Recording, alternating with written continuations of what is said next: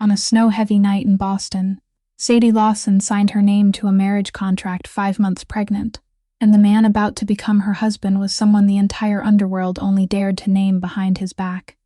The Broken King, a mafia boss in a wheelchair, so desperate for an heir that he was willing to place his family name on a child who carried none of his blood. And she, a waitress widowed before her own wedding day, needed to save her younger brother from a sentence that was never his to serve. She had counted every price she would have to pay. But there was one thing she never counted on. Behind that wheelchair, behind the ruthless name that had shadowed 3 generations, there was a man who dragged himself up in the dark, night after night, waging a silent war against his own body for a promise no living soul was ever meant to know. Until that night, in the abandoned boathouse by the frozen lake, she found him lying on the cold wooden floor, beside his overturned chair, and when he pulled her into their first kiss, her eyes fell without meaning, to on the cane still resting at their feet. He held her face between his hands, his voice rough and low against her lips. "Look at me, Sadie. This whole city calls me the Broken King. Go ahead and see if you can find one more thing on me that's broken." And in that moment, she finally understood. The most dangerous thing inside Blackwater House was never the guns, nor the cousin circling the throne, nor the locked room on the 3rd floor where a man had died for knowing too much. The most dangerous thing was falling in love with a man the whole world had sworn to her had no heart. If this story touched your heart, leave a like, share it with someone you love, and subscribe to our channel because the most beautiful stories are still waiting to be told. 3 months before that snowy night, in a hidden corner of South Boston, Rosie's diner was still glowing at 11 o'clock, its sickly yellow light spilling through steam-clouded windows onto the frozen sidewalk, while Sadie Lawson wiped down the final table of her second shift that day. Her feet were swollen inside a pair of canvas shoes worn thin at the heels, and a dull ache throbbed through her lower back in a way only a woman 2 months pregnant, after standing for 16 straight hours, could truly understand. Still, she tied her apron a little higher than usual, just enough for the thick fabric to conceal the subtle changes slowly growing beneath her shirt. It wasn't because she was ashamed. She simply couldn't afford to lose this job. The last customer had left a $5 tip on the coffee-stained tabletop, and Sadie did what she had done thousands of times before. She folded the bill into quarters, smoothed every crease with her thumb, then tucked it into the smallest compartment of her faded leather wallet, the one marked with a handwritten scrap of paper bearing 2 words, Mom and Sunday. She didn't count it again. Counting only made a person realize how little there was. The bell above the door rang as she was turning the last chair upside down onto the table. 2 men stepped inside, brushing snow from the shoulders of their coats, and Sadie knew at once they hadn't come for a late meal. 7 years of waiting tables had taught her to read people by the way they crossed a threshold, and these 2 entered as though the diner had belonged to them for years.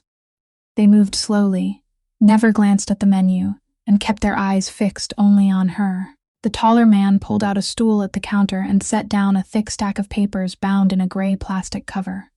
"Ms. Lawson?" he asked, though his voice made it clear he wasn't truly asking. Sadie put down her cleaning cloth and let her hands fall calmly at her sides, with the practiced stillness of someone accustomed to standing before bad news.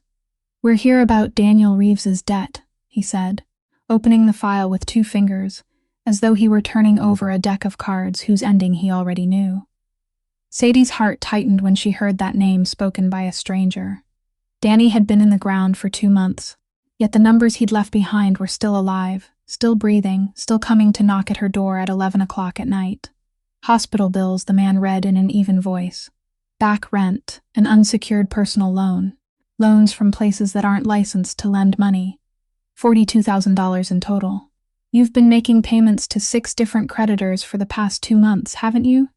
Sadie nodded, her throat suddenly dry. "I haven't missed a payment," she said. The man smiled, but the smile never reached his eyes. "That's the problem, Ms. Lawson. There aren't 6 creditors anymore. One person bought every note and consolidated the entire debt. That person would like to discuss new terms." He turned to the last page of the file, pulled out a photograph, and slid it across the counter toward her. "And that person thinks you should see this before you refuse anything." The photograph had been taken from across the street and was blurred slightly by falling snow. But Sadie recognized the figure immediately. She recognized the moss-green coat she had bought him 2 winters earlier, and even the way he shoved both hands into his pockets whenever he was frightened.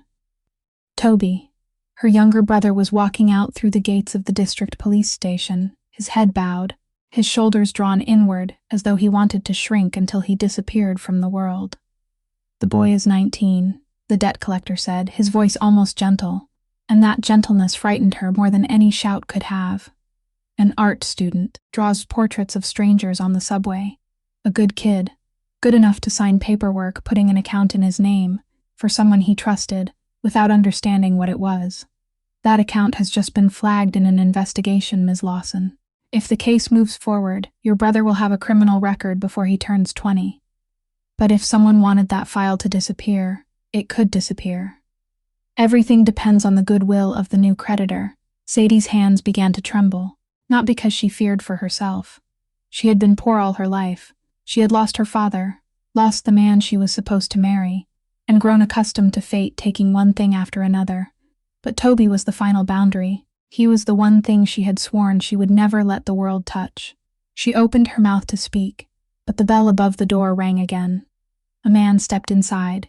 He didn't brush the snow from his coat. He didn't look around. He simply walked straight toward the counter, with the measured steps of someone who had never once been forced to hurry. He was older, dressed in a perfectly tailored black overcoat, and he offered no greeting. He only slipped one hand into the inside pocket of his coat, drew out a small object, and placed it on the wooden counter between Sadie and the file. It was an old silver coin, worn smooth around the edges, stamped with a raised emblem that the diner's yellow light didn't let her see clearly. The sound of metal touching wood was barely more than a whisper. But the 2 collectors heard it as though it were a gunshot. "This debt has a new owner now," the man said, his voice as calm as if he were commenting on the weather. "Go home." Sadie waited for the other men to protest. She waited for threats, for swaggering displays of pride, the kind she had seen from men like them all her life. Nothing came. The taller man stared at the coin on the counter, and every trace of color drained from his face so quickly that Sadie thought he might faint. He closed the file with hands that had suddenly become clumsy, muttered an apology that seemed addressed to no one in particular, and then both men hurried out the door far faster than they had entered. They didn't ask for the photograph back. They didn't dare look over their shoulders even once. The man in the black coat gave Sadie a slight nod, almost courteous, then disappeared into the snow as well, leaving the diner so quiet that she could hear the coffee machine dripping behind her. She stood there for a long time before picking up the silver coin. It was heavier than it looked, bitterly cold against her palm, and beneath the light she finally saw the image engraved across its face. A raven perched upon a broken crown. Sadie Lawson turned the coin between fingers reddened by dishwater, unable to understand whether she had just been rescued or sold. She didn't know that on the other side of the city, inside taverns without signs and silent warehouses lining the harbor, merely describing that coin would have been enough to lower every voice to a whisper. Everyone in Boston's underworld knew whose mark the raven and broken crown belonged to, and they knew that when it appeared on the counter of a poor waitress at midnight, that woman's life, whether she agreed to it or not, had already begun turning in another direction.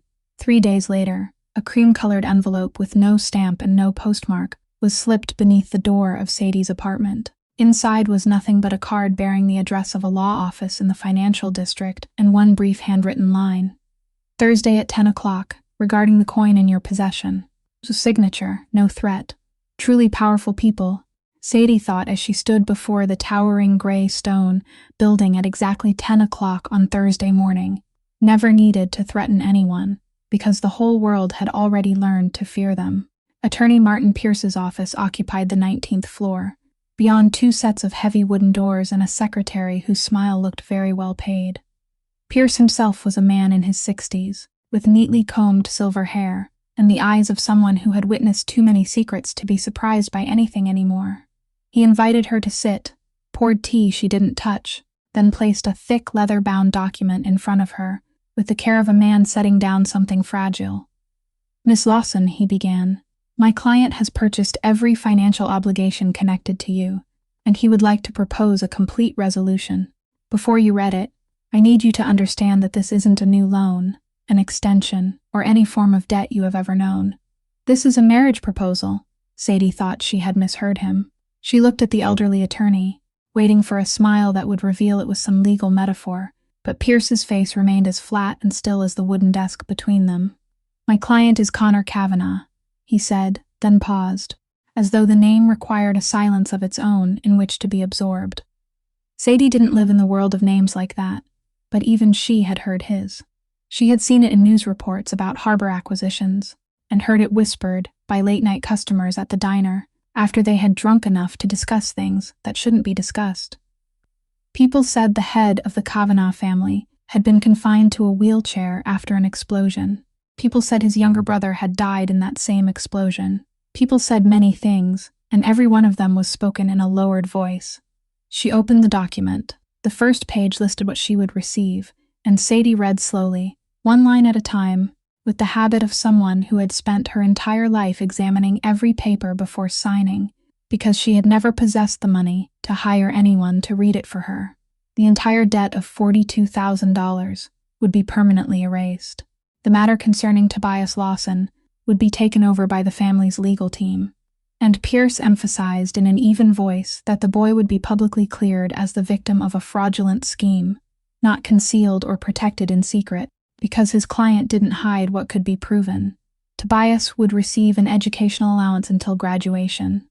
Then Sadie's eyes stopped on the fourth line, and remained there for so long that the words began to blur. Ruth Lawson would receive lifelong care at the finest memory care facility in the Northeast, in a private room overlooking the sea, with a medical team specializing in her illness and no limit on expenses. Her illness. Sadie had never told anyone but Toby about those Sunday afternoons. She had never written it down, never mentioned it to a coworker, never taken her mother anywhere except a community clinic under a combined name. Yet this man she had never met knew.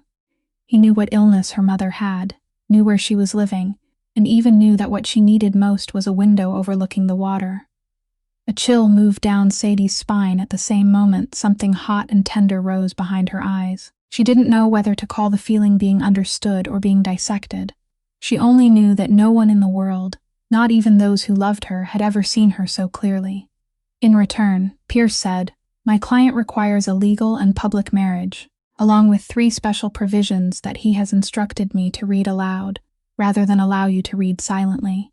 He put on his glasses. "First, the child you are carrying will take the Kavanagh name immediately upon birth, will be legally recognized as the child of Connor Kavanagh, and will become the sole heir to the entire estate. Second, the wife will have separate private quarters and will never, under any circumstances, be asked to engage in any form of intimacy unless it is entirely voluntary. Third, the child will never be educated, trained, or used for any business of the family, and this provision may not be revoked by anyone, including my client himself." The room remained silent for a long time after Pierce stopped reading. Sadie looked down at the 3 clauses printed in bold across the white page, and she realized she was trembling, though not from fear. A man is willing to stake his entire fortune to secure an heir, yet writes a law with his own hand forbidding his wife from ever being required to touch him, she said softly, almost to herself. That man condemned himself before I ever had the chance to enter the courtroom. Pierce neither confirmed nor denied it. He simply removed his glasses and polished them with a motion made smooth by long habit. "There is one more thing you should know," he said. "The Council of Families will meet in the spring to decide whether my client retains the right to lead. If he hasn't proven both his capability and the continuation of his bloodline by that day, everything he currently controls will pass into other hands. So time, Ms. Lawson, isn't on anyone's side in this contract." Sadie calculated silently and felt the back of her neck go cold. Spring. That would fall almost exactly when her child was due. She turned back to the first page and read it once more, while Pierce poured another cup of tea, speaking idly in the polite tone of a man filling an uncomfortable silence. "I should also mention that your file reached us in unusually complete condition. Debt records, medical records, everything neatly arranged. It is rare for a matter like this to proceed so smoothly.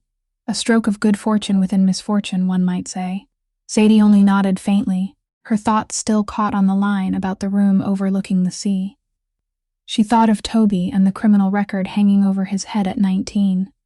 She thought of the child in her womb, who would grow up beneath the weight of debt before ever knowing the face of its father. But when she accepted the pen Pierce offered, heavy and cold as an oath, what rose before her mind wasn't any debt at all. It was the image of her mother sitting beside a window overlooking the ocean, cared for by gentle hands for the rest of her life, whether or not she still remembered who she was. Sadie Lawson signed her name at the bottom of the page, the line of ink steady and unbroken, and somewhere north of the city, inside a gray stone mansion she had never seen, her fate had already turned to a new page before the ink had even dried. The car came to collect her on a weekend morning, black and silent as the world it belonged to, and the person already waiting in the back seat was neither a bodyguard nor a lawyer, but a woman in her 50s with broad shoulders, a straight back, and salt and pepper hair pinned into a neat bun without a single loose strand. The kind of woman Sadie knew at a glance didn't merely live in a house but ran it. "I'm Bertie Doyle, housekeeper of Blackwater House," the woman said, handing her a thermos of hot tea in place of a greeting. "And if you ask anyone there, they'll tell you I also serve as the conscience of that house, because God knows it needs one." During the long drive out of the city, along the gray shoreline blurred by mist, Bertie spoke about her employer in a tone Sadie had never heard from anyone before, grumbling as though she were complaining about a stubborn grandchild, yet loyal enough to bite anyone who dared speak badly of him in her presence. "There are 3 things in this world he hates," Bertie said, tapping one finger against the thermos in rhythm. "Lies, pity, and tea brewed longer than 4 minutes. You may make the 3rd mistake once and be forgiven. I make no promises about the first 2. I held him the day he was born, Ms. Lawson. I've seen him through the worst days any human being could endure, and I'll tell you what the people outside those gates will never understand. He is frightening, yes, but frightening and cruel are 2 entirely different creatures. Don't make the same mistake the rest of the world makes." Sadie was about to ask more when the road curved through a stand of ancient pines, and Blackwater House appeared before her, like a stone ship stranded beside the frozen bay. The 3-story mansion was built entirely of gray granite, its tall, narrow windows reflecting a leaden sky, its chimneys rising like the fingers of a hand keeping count, and behind it, beyond gardens buried in snow, a vast lake lay motionless beneath a sheet of cloudy white ice, bordered by bare trees standing at attention like a company of guards that had frozen to death a century ago. The first thing Sadie noticed was the main staircase, a broad structure of granite spreading before the entrance hall, flanked by 2 stone lions, the kind of staircase built to receive guests powerful enough to make an entire city bow. The second thing she realized, with a small ache in her chest, was that the car didn't stop there. It circled around the right side of the house, where a smooth, wide stone ramp sloped gently toward a side entrance hidden behind rows of low-trimmed pines, so discreet that no guest standing at the main gate could ever know it existed. The house had already told her its first truth about its owner, before he ever had the chance to speak, that this place possessed one face for the world and another path for the truth, and the 2 were never meant to meet.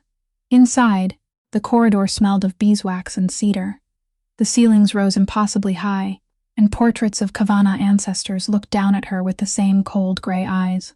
Bertie led her through 2 oak doors into the library, where a fire burned in a stone hearth, and the man to whom she had signed away the rest of her life sat waiting beside a window overlooking the frozen lake. Connor Kavanagh was younger than she had imagined, and colder than every rumor combined. He sat in a sleek black carbon fiber wheelchair, his broad shoulders stretching beneath a white shirt without a single wrinkle, his jaw sharp as though carved from the same stone as the house, and his ash-gray eyes lifted to meet hers without blinking, the gaze of a man inspecting an item that had just been delivered, slow, thorough, and without the slightest attempt to conceal it. He didn't wheel himself forward to greet her. He didn't offer his hand. He gave no apology and no explanation for remaining where he was, and that refusal to explain told Sadie more than words ever could that this man had stopped justifying himself to the world a very long time ago.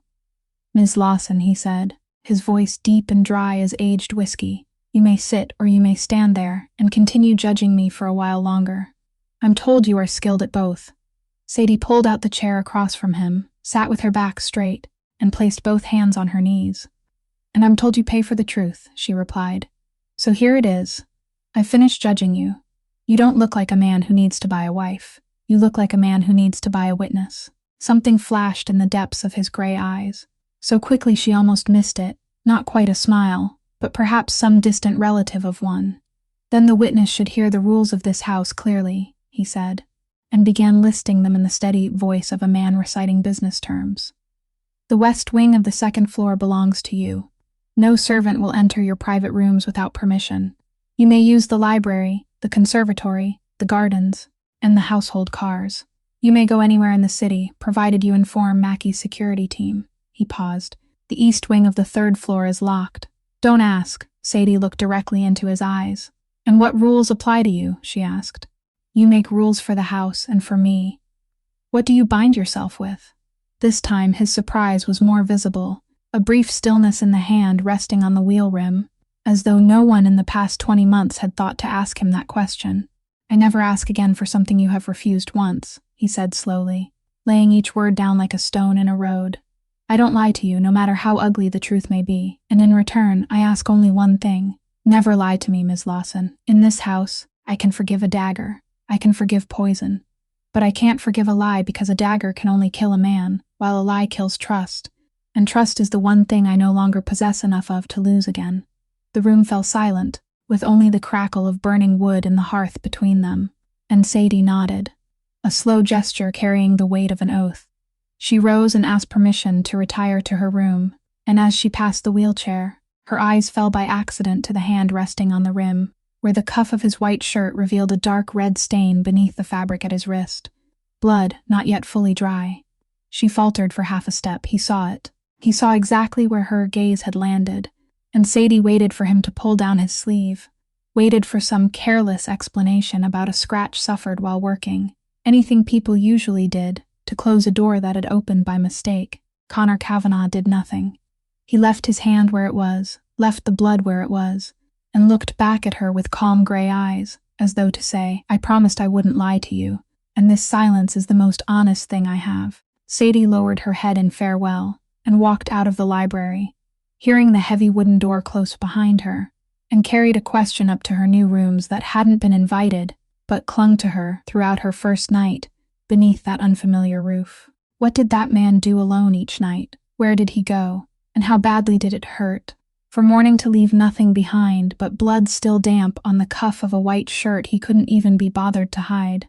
The first week at Blackwater House passed in a silence polished to perfection, with most meals taken alone, long corridors where servants bowed before vanishing like well-trained shadows, and Sadie gradually learning the rhythm of the house. She learned that 3 rings of the bell meant visitors had arrived, that the kitchen was Bertie's inviolable territory, and that her husband, the man with whom she had exchanged barely 2 conversations since arriving, worked late into the night in the library, with men who came and went through the side entrance. That afternoon, she went looking for Bertie to ask about her prenatal appointment the following week. A servant told her the housekeeper had gone down to the cellar to fetch wine for dinner, so Sadie followed the winding stone staircase into the depths of the house, where the air grew colder and heavier, rich with the scent of oak steeped in aging wine. She had nearly reached the end of the low corridor, when voices drifted from the final room, where a heavy wooden door stood slightly ajar, allowing a narrow blade of yellow light to spill through. Instinct told her to stop before reason had time to intervene, because among those voices was one she recognized at once, deep, dry, never needing to rise, the voice of Connor Kavanagh. Sadie knew she should turn around and go upstairs. She remained where she was.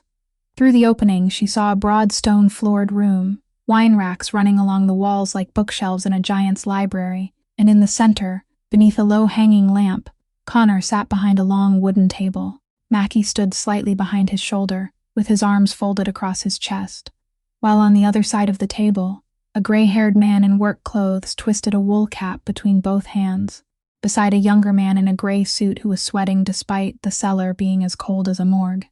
3 shipments, Connor said without looking at the papers before him. 3 shipments in 2 months. Nearly $100,000 in losses.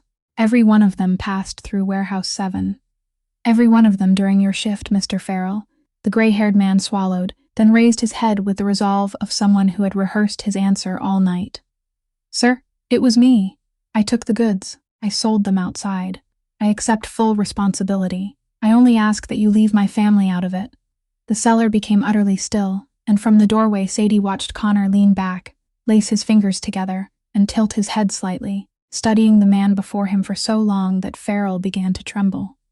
"Mr. Farrell," Connor finally said, his voice never changing in pitch, "you have worked at my family's docks for 23 years.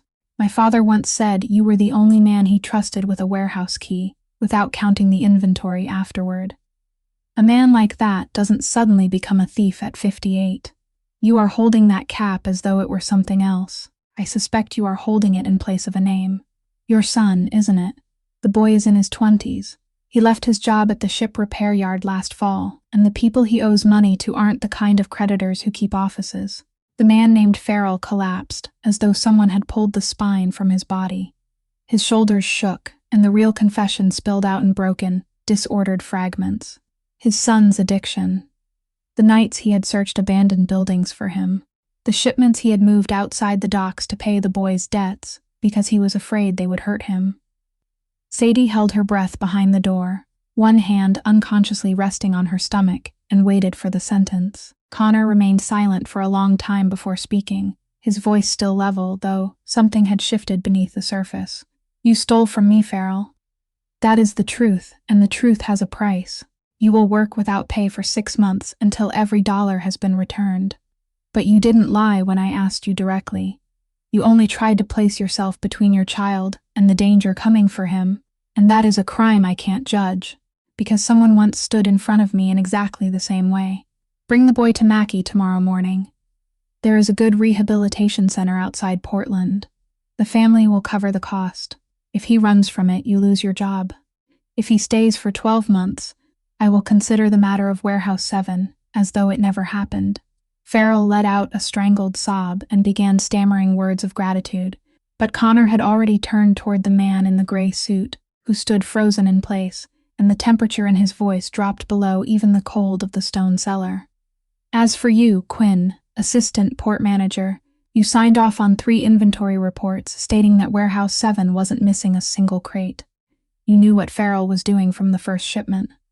You kept that knowledge as leverage, intending to use it when you wanted his position. And when I asked you last week, you looked me in the eye and told me everything at the docks was in order." The man named Quinn opened his mouth, and excuses poured from him like water through a broken dam. He claimed it had been an oversight, that the reports had been prepared by subordinates, and Connor allowed him to speak until he had nothing left, patient as someone waiting for a clock to spend the final turn of its spring. Then Connor drew a phone from the inside pocket of his coat, pressed a number already stored there, and the call lasted no more than 15 seconds. "Declan, it's me. That man Quinn you asked about last week for the Baltimore Port Partnership. Remove his name, and tell Commonwealth Prosperity Bank that I'm no longer backing his mortgage. Thank you." He put the phone away and looked at the pale man before him, with the expression one might reserve for something already broken. "Beginning tomorrow morning, you won't be able to find work loading cargo anywhere from Boston to Baltimore. The bank will call in your home loan before its term, and the yacht club where you buy drinks every Friday night will have forgotten your name before the weekend is over. You lied to me to keep your chair, Quinn, so I am taking away everything that chair ever bought you. You may keep exactly one thing, the lesson." Mackie led both men out through the rear door, and Sadie stepped back from the opening, her heart pounding, then quietly made her way up the stone staircase through the darkness. That night, she lay listening to the wind from the bay scrape across the window panes and rearranged in her mind the man she had married, a man capable of erasing someone from society with a phone call shorter than the time it took to pour a cup of tea, without raising his voice and without spilling a drop of blood. And yet the same man had spared a father who stole because he had dared to stand between danger and his child. She realized she was afraid of Connor, afraid of him in the way people feared the deep sea. But mingled with that fear was something she hadn't expected. Those dark waters had roots, they had laws, and every law was carved from a single word, truth. What she didn't yet know, as she pulled the blanket higher and listened to the stone house breathe evenly through the night, was that one day she herself would stand at the very center of that law, where a lie and a hidden truth were separated by no more than a single heartbeat. The presentation banquet took place on a Saturday afternoon near the end of winter, in the grand dining room of Blackwater House, where candles burned along a wooden table long enough to seat 20 people, and firelight danced across sets of silver cutlery that Sadie suspected were worth more than 5 years of her wages as a waitress. There was no white wedding dress, no shower of flowers, no vows before the altar of God, only a stack of documents resting on a silver tray, 2 fountain pens, and 8 silver-haired men representing the Council of Families, seated along both sides of the table like 8 judges who had come to witness a sentence rather than a marriage. Sadie wore the simplest smoke-gray wool dress Bertie had prepared for her, her hair gathered in a low bun, and she entered the room beneath 16 eyes measuring every inch of her, gazes that made no effort to hide why they had come. They wanted to see what Boston's wheelchair-bound kingpin had managed to acquire, a pregnant waitress, a pawn, a joke, or a calamity. Connor sat at the head of the table in a black shirt, offering no elaborate introduction. He merely stated that this was his wife, Sadie Lawson, soon to be Sadie Kavanagh, and that the papers were ready for those appointed by the council to serve as witnesses. The seals were ratified. Congratulations were exchanged in polished phrases worn smooth over 3 generations, and then dinner began. The servants moved around the table as quietly as water, and Sadie sat in the place reserved for the mistress of the house, facing her husband across the full length of the table, acutely aware of every scrutinizing gaze that followed each movement of her hands. They were waiting for her to choose the wrong fork, waiting for her to falter before a rule no one had taught her, waiting for her to reveal the humble origins they had already judged before she ever entered the room. The wine steward made his way around the table with the practiced ease of a man trained through 100 formal dinners, pouring dark red wine, rich as velvet, into every crystal glass. When he stopped at Sadie's right and tilted the bottle, the wine flowed into her glass before she had time to speak, and the entire table seemed to sink into a faint but unmistakable pause, the silence of predators sensing that their prey was about to make its first mistake. Everyone there could see the bride's rounded waist, and everyone wanted to know how she would respond, whether she would drink to please the table or refuse and embarrass the man pouring. Sadie looked at the glass for 1 second, then calmly lifted it with 2 fingers, set it in the empty place beside her, and looked up at the wine steward with the relieved smile of someone ordering at a familiar diner. "My daughter isn't old enough to drink this yet. Would you please bring her a glass of warm milk? She is still growing." A stunned second descended over the long table. All 8 elders froze in the middle of their movements, and then from the far end came a sound that no one in the room, not even those who had served the Kavanagh family for 3 generations, could remember hearing before. Connor Kavanagh laughed. It was a real laugh, deep and resonant, bursting from his chest like something that had escaped a prison where it had been confined for 20 months. In the corner of the room, Bertie Doyle dropped a silver spoon onto her tray, and the bright clatter of metal disappeared beneath the laughter of the man she had held in her arms on the first day of his life. That laugh accomplished what no ceremony could. It broke the atmosphere of judgment cleanly in half. Several elders found themselves laughing with him before they even realized it. The wine steward bowed and went to fetch the milk, his ears reddening while the corners of his mouth curved upward. The oldest elder at the table, an old gentleman with eyebrows as white as 2 streaks of snow, raised his glass towards Sadie and said that in 40 years of attending dinners in their world, this was the first time he had seen a bride establish a new rule at her very first banquet. "And daughter," he added. "You heard her clearly, Connor." She said daughter. "The Kavanagh family is about to have a little lady." Sadie merely smiled and sipped the warm milk delivered on a silver tray, as though it were the finest wine of the evening. Beneath the table, however, one hand rested lightly on her stomach. She didn't look toward the far end of the room, and she didn't need to, because she could feel those gray eyes resting on her throughout the remainder of dinner. It was no longer the assessing gaze he had given her during their first meeting in the library, but something more attentive, something warmer, as though the man at the head of the table had just discovered that the possession he had purchased could walk on its own and knew how to bite. The dinner ended late. One black car after another departed from the front drive, and Sadie returned to her rooms in the West Wing as the clock struck 11. but sleep wouldn't come. Part of it was the baby kicking softly, as though she too still carried the excitement of the evening, and part of it was that the room remained too unfamiliar for Sadie's body to surrender itself completely. Sometime after midnight, she put on her robe and rose to fetch water. In the long corridor leading toward the staircase, beside a small brass wastebasket near a console table, her eyes caught on something lying at the top. It was a roll of used medical gauze, stained with dark red streaks that hadn't yet turned brown. She stood looking at it for the length of a single breath, then continued walking. It wasn't until nearly 2 o'clock in the morning, while she lay awake in the darkness, that she heard the familiar sound of wheelchair wheels moving very slowly and quietly through the entrance hall below, like someone trying to return to his room without waking his own pain. But that wasn't the strangest thing about that night. The following morning, when the first sunlight pierced the narrow windows, and Sadie came downstairs earlier than usual, she took a wrong turn in the house, whose passages she had not yet fully learned, and found herself standing at the foot of the staircase, leading to the east wing of the 3rd floor, where the rules of the house forbade her to go. She didn't climb the stairs. She meant only to turn away, but a flash of light above caught her eye. The morning sun was striking the brass lock on the door at the top of the staircase, an old lock covered in the green corrosion of many untouched years. Yet against that dark layer of rust around the mouth of the keyhole were small, thin scratches that gleamed with the brightness of freshly exposed metal. Sadie stood there in the early sunlight as a cold current traveled slowly down her spine, because those scratches couldn't have been more than a few days old. It meant that inside the house where everyone bowed their heads and obeyed Connor Kavanagh's laws, someone was quietly and patiently trying to open the door to the room the dead had left behind.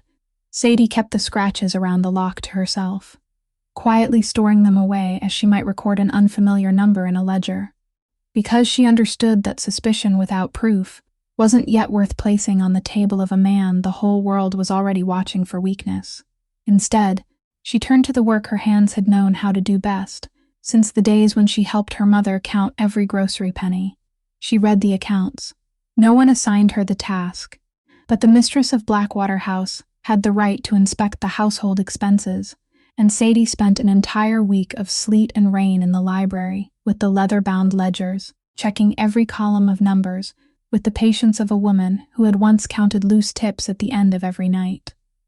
What she discovered kept her awake for another 2 weeks, while she gathered enough courage to speak.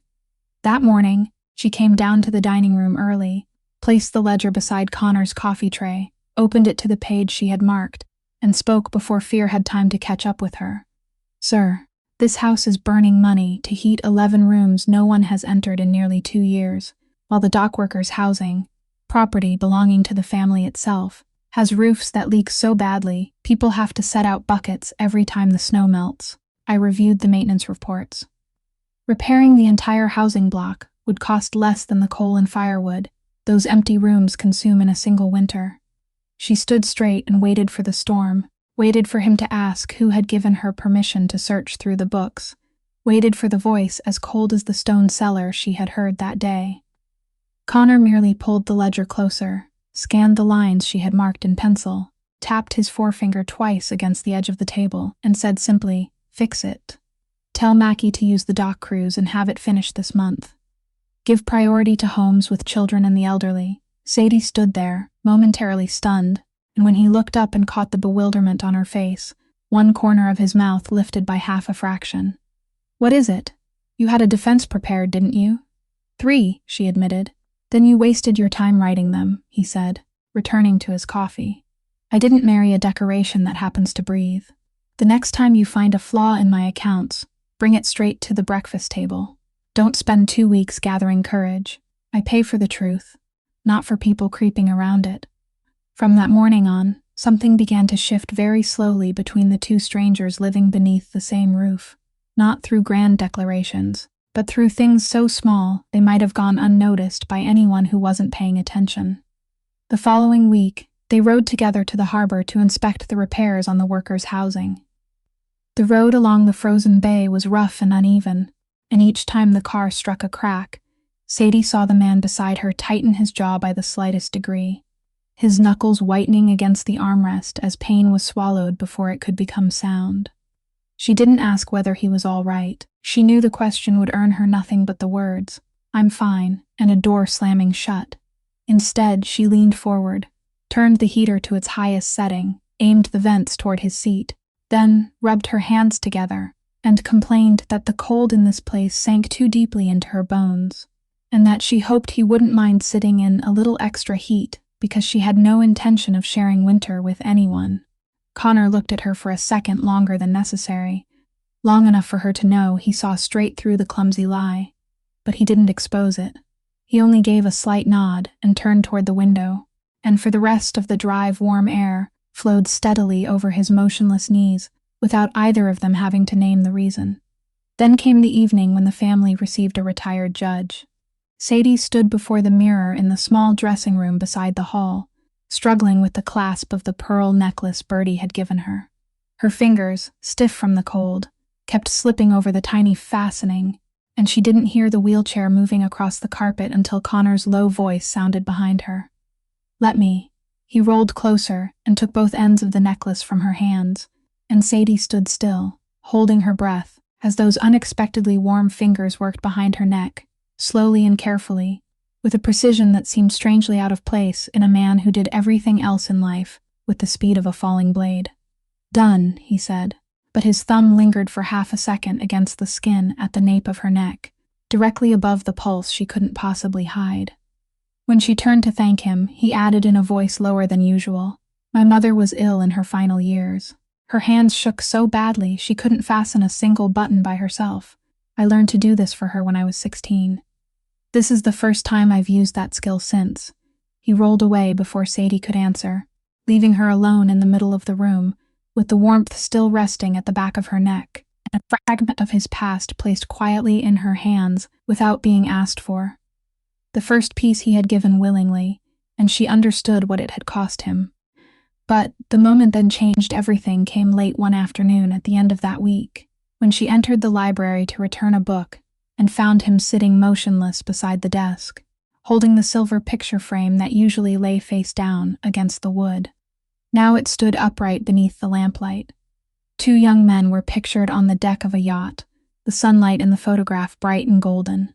The man on the left was Connor from another life, laughing, while the man on the right had the same gray eyes, but warmer and younger, with one arm draped around his older brother's shoulders. "That was Brendan," Connor said without turning around, as though he had heard her footsteps beyond the door and had decided not to hide this time. "My younger brother. 4 years younger than me, better than I was at every decent thing in this world. I was supposed to drive that night, but I said I had a migraine, and he laughed and told me the eldest son should stay behind signing papers while someone who knew how to live did the driving. Then he took my seat, he stopped, and his throat moved once. That bomb was meant for me, do you understand? That seat, that hour, that road, every part of it had been calculated for me, and my brother paid the entire price in my place."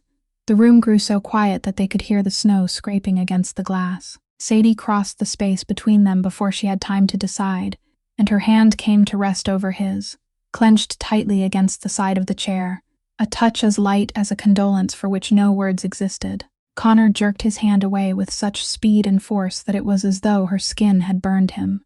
The wheelchair rolled back half a turn, and when he spoke his voice was low and rough as stone against a blade. "Don't touch me out of pity. I can swallow anything in this world except that." Sadie didn't step back. She didn't apologize. She remained exactly where she was and held his gaze with all the calm she possessed. "I didn't touch you out of pity," she said, each word clear and deliberate. "I touched you because you had just told me a painful truth, and people call that respect, Mr. Kavanagh. Those are two different things, and you should begin learning the difference, because I intend to remain in this house long enough to give you plenty of opportunities to practice." Connor looked at her for a very long time. Something naked and bewildered passed through the depths of his gray eyes before he gathered it away as carefully as he always did. He said nothing more. He didn't apologize. He didn't nod. He only placed the silver frame back on the desk in silence. But this time, when Sadie closed the library door behind her, she noticed that he had left it standing upright, facing the lamplight, instead of turning it face down as he had for the past 20 months. That night, the wind shifted, carrying in from the bay a thin whistle through the gaps in the old windows, and Sadie lay awake in the darkness of the west wing with one hand resting on her stomach, listening to the stone house tell its midnight stories, the wood contracting in the cold, the fire downstairs slowly dying, the grandfather clock in the entrance hall striking 2 o'clock in an aged brass voice. She had nearly slipped into sleep when she heard it, a sound that didn't belong to the familiar music of the house, something dragging slowly along the corridor outside, heavy and uneven, broken by the restrained breathing of someone struggling in silence.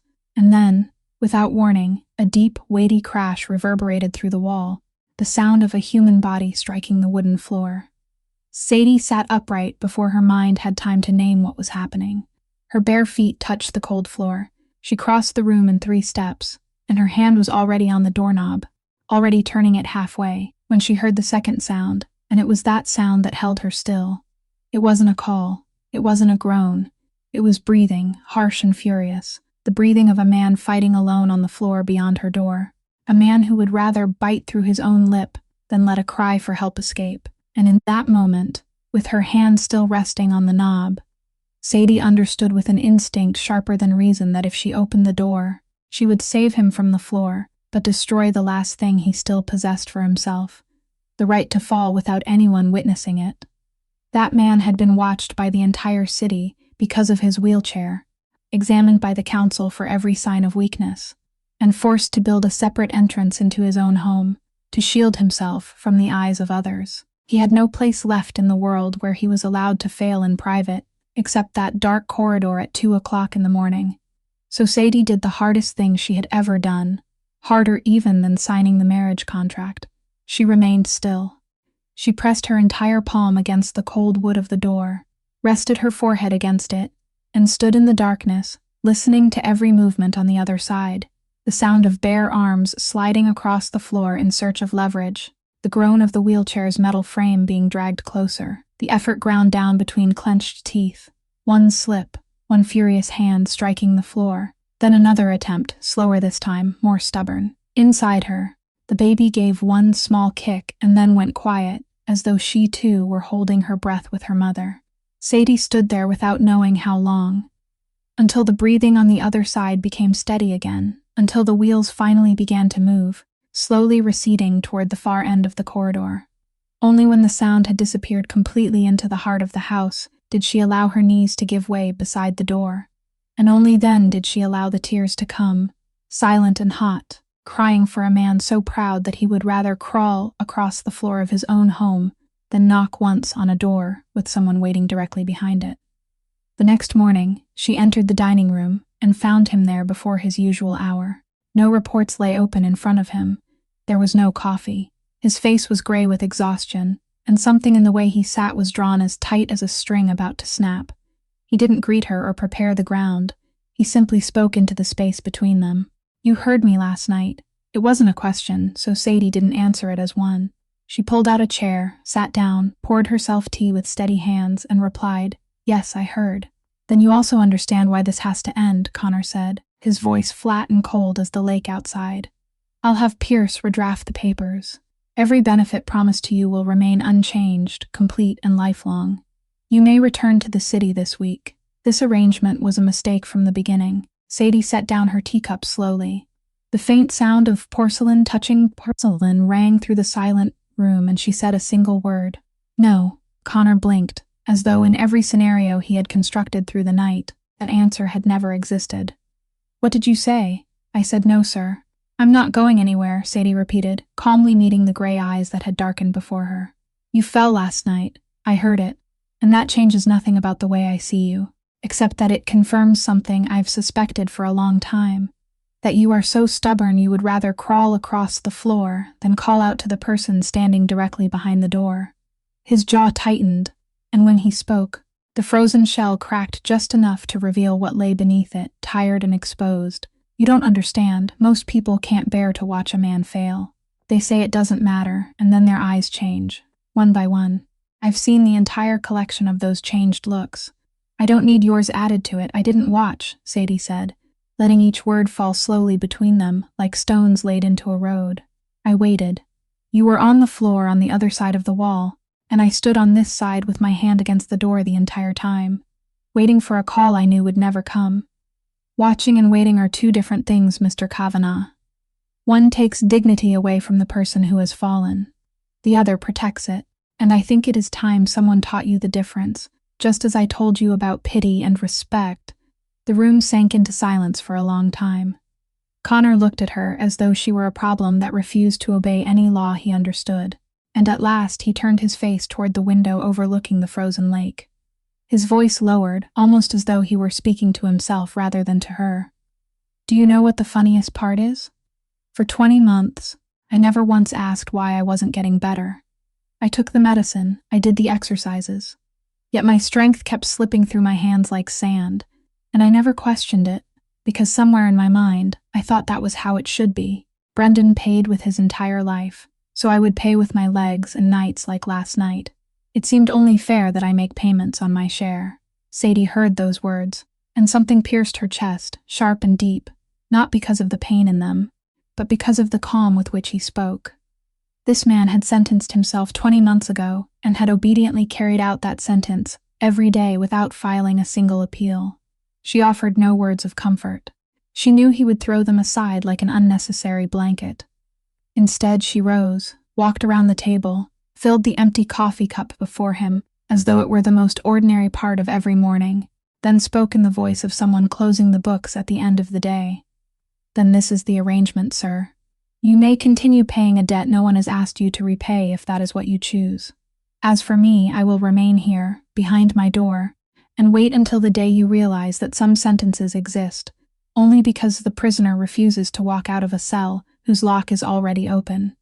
She left the dining room without waiting for an answer, and Connor Kavanagh remained there alone for a very long time beside the steaming cup of coffee, not drinking it, only staring at it, as though somewhere within that fragile ribbon of rising steam was something he had forgotten how to name.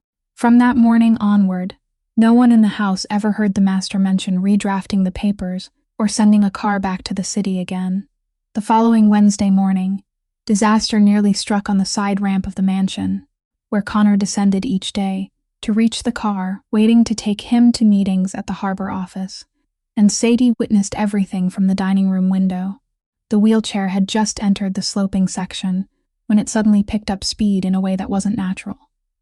Connor gripped the wheel rims with both hands, but the momentum didn't lessen. The entire chair lurched toward the left, where the ramp met the stone steps, and in the split second when Sadie's heart stopped, Mackie, who had been waiting beside the car door, charged forward 3 steps with a speed no one would have expected from a man in his 40s, seized the frame with both hands, and brought it to a violent halt no more than a handspan from the edge. In the courtyard, everything returned to order with frightening speed. Connor waved away concern and said he was fine. Mackie silently inspected the chair. Then the two men exchanged a long, wordless look, and the car still rolled through the gates on time as though nothing had happened. But Sadie had abandoned her breakfast without realizing it, and that afternoon, when a spare wheelchair was brought into use, and the other was taken to the storage building to await a mechanic, she asked Bertie for the key under the pretense of retrieving a forgotten shawl. Alone in the slanting afternoon light, she knelt beside the chair and traced the braking system with her fingers, just as she had once followed every torn seam in Toby's clothes so she could mend it. She found it on the left brake cable, hidden beneath the wheel axle in a place ordinary use could never have touched. The cable hadn't snapped with the frayed, uneven break of fatigued metal. It had been cut, a clean, smooth incision running almost entirely through it, leaving only a few thin strands of steel, just enough for the brake to function normally for several more days, before betraying its owner in the most dangerous place possible.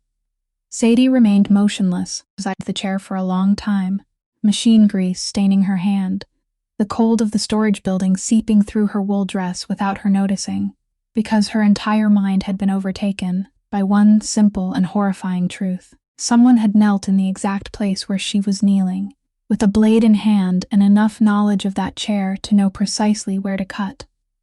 That person moved freely through Blackwater House, and the scratches around the lock on the 3rd floor were were no longer an idle question. That evening, she told Connor everything without preamble, describing the cut with the precision of someone who had worked with kitchen knives all her life. He listened to the end without changing a single line of his face, then asked only one question. "Does anyone else know?" When she shook her head, he nodded. "Keep it that way. Tell no one, not even Bertie. The council session is only a few weeks away, and a family head being attacked inside his own home would be the finest gift I could offer those trying to prove I no longer control even my own grounds. I need whoever did this to believe we think it was an accident. A hunter only reveals himself when he believes the prey hasn't caught the scent of the trap." Sadie wanted to argue. She wanted to say that his life mattered more than any council session, but when she looked into his eyes, she understood that this wasn't carelessness. It was the move of a man who had been playing this deadly game far longer than she had. So she only nodded and carried the secret inside her, like a stone lodged in her chest. The stone had barely had time to cool before the visitor arrived 3 days later.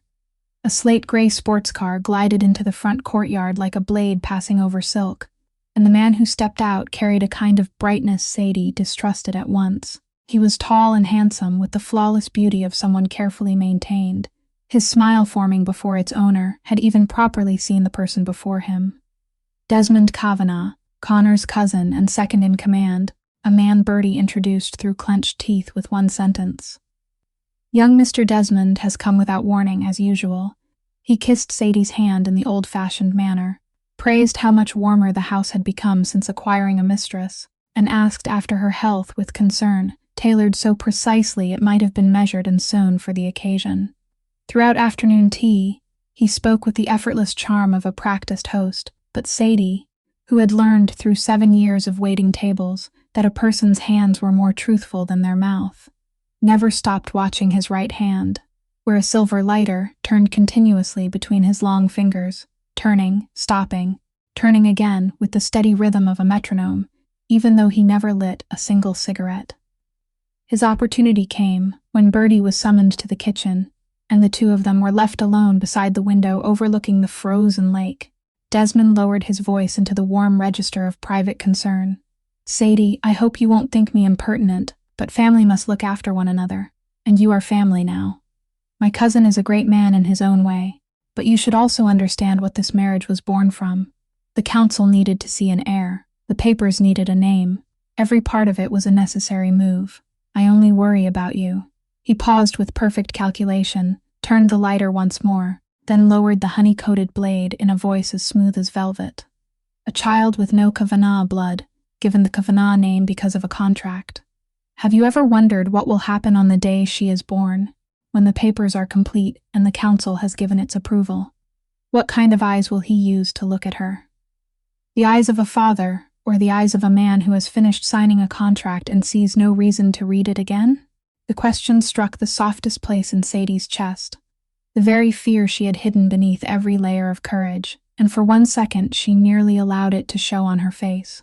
But 7 years of serving tables had also taught her how to hold a smile while being insulted. So she turned and looked directly into the eyes, waiting for her reaction, then answered in a tone as light as though they were discussing the weather. "Mr. Desmond, I spent 7 years working as a waitress, and I learned one thing. Never guess what a customer wants before they order.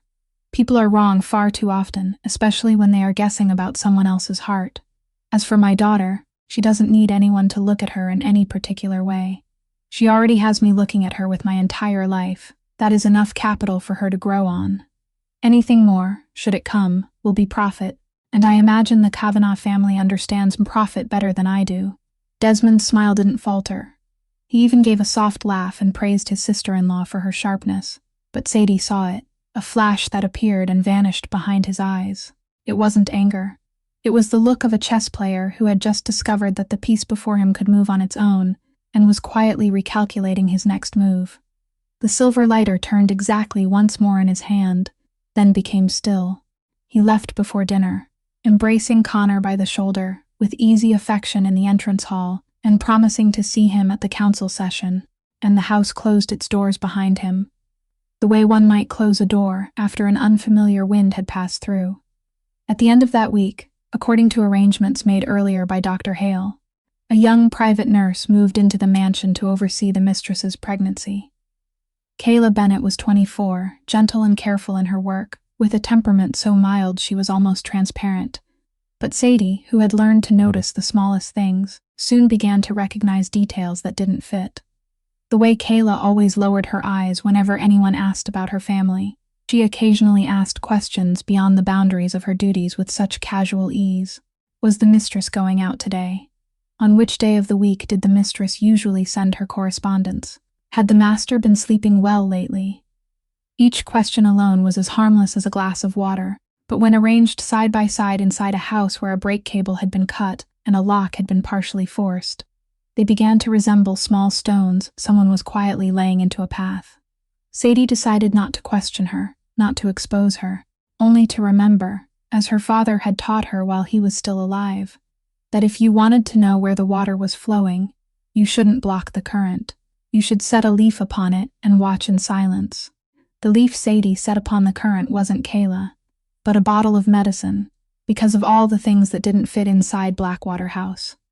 The one that troubled her most persistently was the faint scent that drifted through the side kitchen each evening when Dr. Warren Hale, the physician, who had cared for Connor since the explosion and had treated his father before him, prepared the master's nightly medication. It was a sharp, cloyingly sweet odor hidden beneath the smell of herbs, so faint that most people would have ignored it. But Sadie's sense of smell had stored it in a chamber of memory that never locked, because it was the same scent that had clung to her father's room during the final months of his life, when the medicine prescribed for him had turned a ship mechanic, who once knew every bolt in a marine engine by heart, into a confused, sluggish man who slept more than he woke, fading first in the mind before his heart finally surrendered. She used the excuse of helping clear the tray to study the brown glass bottles more closely. None bore a commercial label, only the doctor's hurried handwriting, and one afternoon, when Hale caught her standing a little too long beside the medicine tray, he gave her the smile adults reserved for children and said in a sugar-coated voice, "Madam, you needn't concern yourself with these matters. Medicine belongs to those with professional training." When Sadie asked him directly whether such a regular dose of sedatives might be the reason Mr. Kavanagh was always exhausted, his smile cooled by several degrees. "Madam, I was treating this family before you were born. Absolute rest is the only path remaining for those legs, and I would advise a young wife not to practice medicine by instinct." The remark had been designed to close a door, but instead it opened another inside Sadie. She returned to her room, sat for a long time beside the window with her hands clasped together, and quietly spoke aloud the words she had never told anyone in that house. "I was once accepted into nursing school, doctor. Life didn't allow me to wear that white uniform, but it forgot to take away my nose and my hands. She needed a path around him, one that was discreet and lawful, and that path led to a name she had heard Bertie mention with rare respect, Noelle Whitmore.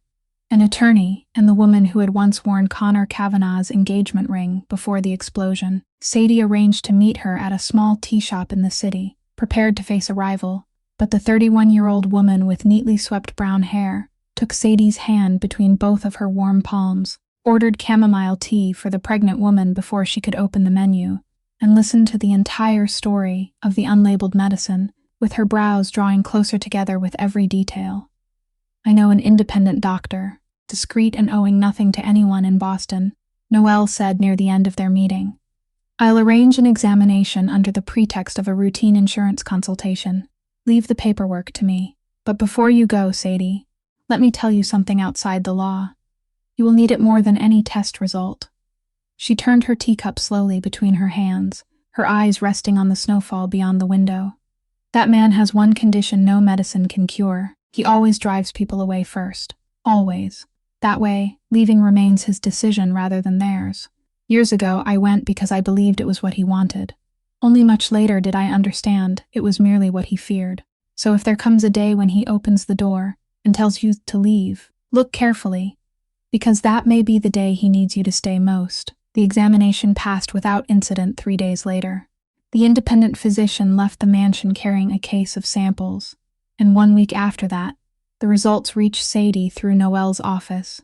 She read the printed lines again and again until she knew them by heart. The level of sedative in the patient's blood was many times higher than necessary for any reasonable pain management protocol, sufficient to cause prolonged mental clouding, muscular fatigue, and dependency.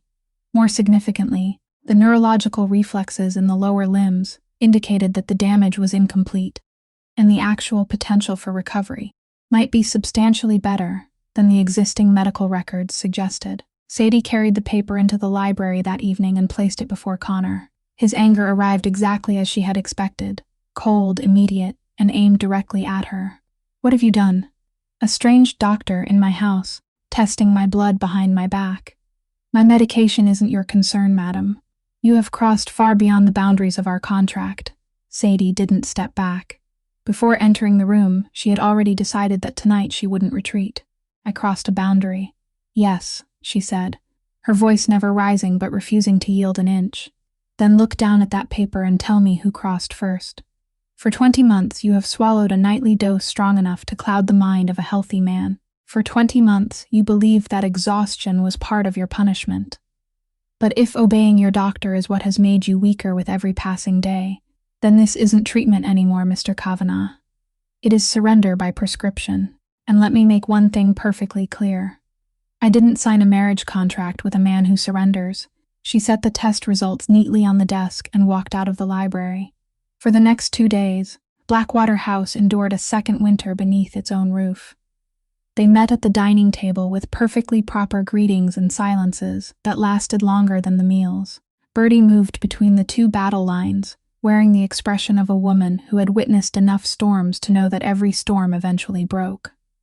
On the third night, sleep began to fall, and Sadie found him in the conservatory, sitting motionless amid warm, damp air scented with soil and fern leaves, listening to the wet snow tap steadily against the dark glass roof. He didn't order her to leave, and in the language of that house, she understood that this was already an invitation. "I had those results checked in 2 other places," he said after a long while without turning toward her. "Both confirmed them, and I owe you a truth I have never told anyone." He paused, his fingers moving slowly over the wheel rim. "Noelle, the woman who arranged the doctor for you, was once my fiancée. The entire city believes she left me after the explosion. I allowed them to believe it. The truth is that one afternoon, I overheard her mother what kind of life her daughter would have left if she married a man like me. I didn't wait to hear Noelle's answer. I returned the ring that same week. I decided for her before she could decide for herself, because I would rather close the door with my own hand than sit there waiting for someone to walk through it and shut it behind them." The sleet continued tapping against the glass, steady and patient, and Sadie said nothing. She didn't analyze him. She didn't comfort him. She simply stepped forward and stood beside the wheelchair, extending one hand into the space between them, her palm open and facing upward, gripskug no one, asking for nothing, merely remaining there, an offer without terms, and she stood that way with the patience of someone who had once waited behind a closed door. 1 second passed, then 10, then longer still, long enough for a proud man to finish the final battle with himself. Then, slowly, as though he had to cross all 20 months to cover a single handspan, Connor Kavanagh lifted his hand from the wheel rim and placed it in her palm. His warm fingers closed around hers, and Sadie stood motionless in the mist-filled conservatory, listening to the beat of her own heart, understanding that of all the touches they had shared, the ones she had offered and he had wept from, this was the first, the very first, that he had chosen for himself. After the night in the conservatory, Connor's medication regimen was quietly adjusted under the supervision of the independent doctor, while outwardly Hale remained listed as the physician in charge, so no one would be alerted. Day by day, like mist lifting from the surface of the lake, clarity returned to the man. He could work longer without tiring, his eyes were brighter in the evenings, and he began to notice things that 20 months of fog had hidden from him, including one very small detail about his wife. Every Sunday after lunch, Sadie disappeared from the mansion until dusk. It happened every week, as faithfully as the tide. She took the bus from town instead of one of the household cars, even though he had instructed Mackey's team to remain available to her, and when she returned, she carried herself with carefully preserved normalcy. Only her eyes betrayed her, the rims still pink from recent tears after she had already washed her face. Week after week, she offered no explanation, and Connor didn't ask, because his rule was never to ask again about something a person had chosen not to say. But not asking didn't mean he had no need to know, especially for a man who had recently discovered that the brake cable on his wheelchair had been cut and understood that any repeated route could become a danger. That Sunday, when the silver bus pulled away from the station, a black car followed at a distance of 300 yards, and Connor sat in the back seat, silently watching through the window clouded by the cold, telling himself this was a security check, nothing more than security, though some part of him knew he was lying, and he had always despised liars. The bus stopped at the edge of a small town 40 minutes outside Boston, in front of a 2-story brick building tucked behind a row of bare maple trees. A white painted wooden sign read Cedar Point Care Home. The convoy of black cars occupied one corner of the parking lot, while 2 guards went inside to inspect the corridors according to procedure, before their employer entered any unfamiliar building, because the power of the Kavanaugh family didn't rest on Sundays. It merely learned to wait outside the door. Connor stopped his wheelchair in a hidden stretch of hallway, where a broad glass window looked into a common room, flooded with afternoon sunlight, and through that glass he saw his wife. Sadie sat in a wicker chair beside a silver-haired woman in a pale blue sweater. Her face carried features that revealed in a single glance where Sadie had inherited her eyes. The woman was speaking animatedly, her wrinkled hands moving gently with the story, while Sadie listened, nodded, laughed in all the right places, poured orange juice into a plastic cup, and adjusted the light blanket across the woman's knees, with the practiced tenderness of a professional caregiver. Connor had already begun to turn away, already reproaching himself for following her to an ordinary visit with her mother, when the nurse on duty passed by, nodded to him, and casually said something that shattered the scene beyond the glass and reshaped it entirely. "She comes faithfully every week, and she has for years. Poor thing, the old lady doesn't recognize her daughter anymore. She thinks she is one of the nurses here." Connor turned back toward the glass, and this time he saw everything he hadn't seen before. He saw the old woman suddenly clutch Sadie's wrist with the pleading desperation of a child. He saw her lips form a question, and even through the glass, he could read every word from the familiar movements of their native tongue. "Miss, you work here, don't you? Do you know where my Sadie is? Why hasn't she come to visit me in so long? Is she very busy? Please tell her that her mother misses her." He saw Sadie's shoulders freeze for exactly half a second, only half a second, and then she smiled. A whole and flawless smile without a single crack. She brushed a loose strand of silver hair from the woman's forehead and answered in a voice he couldn't hear but could clearly read. "Sadie will be here soon, Mom. She asked me to tell you that she loves you very much. She loves you more than anything." The old woman brightened like a child receiving a gift, nodded happily, and returned to her cup of orange juice, while the woman sitting beside her, nearly 8 months pregnant, bent over the old photographs spread across the table and rearranged them for longer than necessary, long enough to blink several times before lifting her head with the same smile still perfectly in place. Connor Kavanaugh had sat through judgments of life and death. He had watched enemies scream and loved ones fall. Yet nothing in the past 20 months had pressed against his chest with the weight of that half-second hesitation in Sadie's shoulders. He remained motionless in the hidden corridor until the visit ended, watching his wife complete the entire role of a kind stranger before the woman who had given birth to her. For a week no one could count anymore. Then ordered the cars to leave first, so she wouldn't know she had been seen. But he couldn't keep the knowledge to himself until the end. Late that afternoon, when the bus dropped Sadie at the foot of the hill, and she walked the remaining distance through the fading light, the familiar black car was waiting. The rear door stood open, and she faltered when she saw her husband seated inside. He wasn't angry. He didn't ask where she had been. He only tilted his head, telling her to get in before she became cold. They rode home in silence, Sadie watching the bare maple trees recede beyond the glass, while instinct told her that he knew, that he had seen, and she waited for judgment, or worse, for pity, the thing she feared most in the world.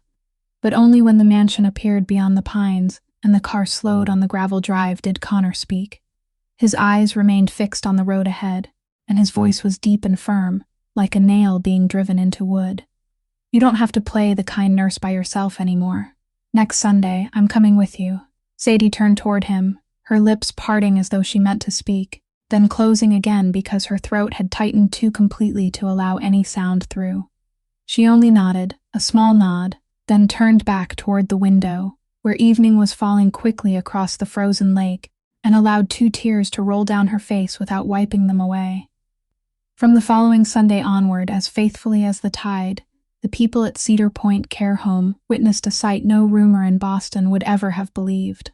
The most feared man in the city, the one whose name made the entire underworld lower its voice, sat in his wheelchair beside the wicker chair of a silver-haired woman, patiently listening as she told the same story again and again about some long-ago summer at the harbor, nodding at the proper moments, steadying her cup of orange juice at exactly the right time, week after week without missing a single visit, because perhaps no one in the world understood better than he did what it meant to sit beside someone you loved, close enough to touch their hand, yet forever unable to reach them again. The routine prenatal appointment for her 30th week fell on a crisp, sunlit Tuesday morning, and Sadie had grown accustomed to going alone with Kayla to the small maternity clinic on the edge of the city, the same place where she had registered back when she was still waiting tables, because the prices were reasonable. And the elderly doctor there had warm hands, so she was genuinely startled when she came downstairs and found her husband already seated in the car, wearing a black overcoat, a document case resting on his lap, and an earpiece in one ear as he finished a business call. He merely said that from now on, his wife's appointments would be entered in his schedule, then signaled for the convoy to move. The scene at the clinic that morning would probably be retold among the nurses for the rest of the year. 3 gleaming black cars stood in a neat row outside the single-story pale yellow building, whose glass doors were decorated with pictures of ducklings. 2 broad-shouldered guards stood rigidly on either side of the entrance among pregnant women carrying woven baskets to their appointments, and on the waiting bench against the wall, surrounded by the smell of hand sanitizer and the faint fussing of a child somewhere nearby. The ruler of Boston's entire underworld sat in his wheelchair and finished his call in the same level voice that never rose or fell. "Declan, listen carefully. The shipment at Pier 9 in New Jersey stays exactly where it is until I have the original signature, not a copy. I don't care what the other side threatens. A ship waiting another 2 days costs far less than a forged signature. See that it is done, and 300 miles away, an entire dock, with hundreds of workers and mountains of cargo immediately froze in the most literal sense, because of those few sentences." Then Connor removed the earpiece, slipped it into his breast pocket, and looked up just as a curly-haired pregnant woman carrying a small child hurried after an older one who had broken free from her hand. In her confusion, she thrust an overstuffed bag printed with pink rabbits into the lap of the nearest man in a wheelchair and gasped, "Sir, could you watch this for 1 moment? My boy is running for the door again," before disappearing behind the rows of chairs without waiting for an answer. Standing 3 steps away, Sadie watched with her own eyes as the man who had just ordered an entire port to stop held the pink rabbit bag neatly on his lap with an expression of complete solemnity. Both guards outside simultaneously found somewhere else to look, and she had to bite the inside of her lip to keep from laughing aloud. When the curly-haired mother returned to reclaim the bag, thanking him breathlessly and adding, "You look so gentle. Are you about to become a father for the first time?" Connor Kavanagh, who had never been flustered before any counsel, needed a full 2 seconds to find his answer. Yes. The first time, then their names were called. The small ultrasound room barely had space for the examination bed, the monitor, and 2 chairs. The elderly doctor, who knew Sadie well, smiled brightly and said it was wonderful to see everyone present today, while Connor maneuvered his wheelchair close to the edge of the bed and sat with his back straight, as though attending the most important meeting of the year, his eyes fixed on the black screen. Before anything had even appeared, the probe moved across Sadie's stomach. Gray static flickered, then bloomed into the shape of a tiny life curled upon itself, one miniature hand lifting as though in greeting. Then the doctor turned up the sound, and the little room was suddenly filled with something no language could describe to anyone who had never heard it. A rushing, rapid, powerful, persistent rhythm. "There is the heartbeat," the doctor said. 140 beats per minute, steady and very strong. "This little girl is certainly determined." Sadie had heard that sound many times, yet it still stung behind her nose every time, But today she didn't watch the screen. She watched the man beside her, and she saw something she would carry with her for the rest of her life. Connor Kavanagh. The man who issued orders of life and death without blinking sat absolutely motionless, both hands gripping the wheelchair armrests, his eyes wide as he stared at the screen as though witnessing a miracle beyond everything he understood about the world. His throat moved once, then twice, and when the doctor asked whether the father had any questions, he remained silent for several seconds before speaking in a voice so soft that Sadie barely recognized her husband. "Doctor, stress. I mean, if the mother has been through a great deal of stress, could that hurt the baby?" The elderly doctor looked at him over the rims of her glasses, with the gentle eyes of someone who had delivered 1,000 children, then answered that babies were protected by their mothers far better than most people realized, though from now until the birth, the calmer the mother remained, the healthier the child would be.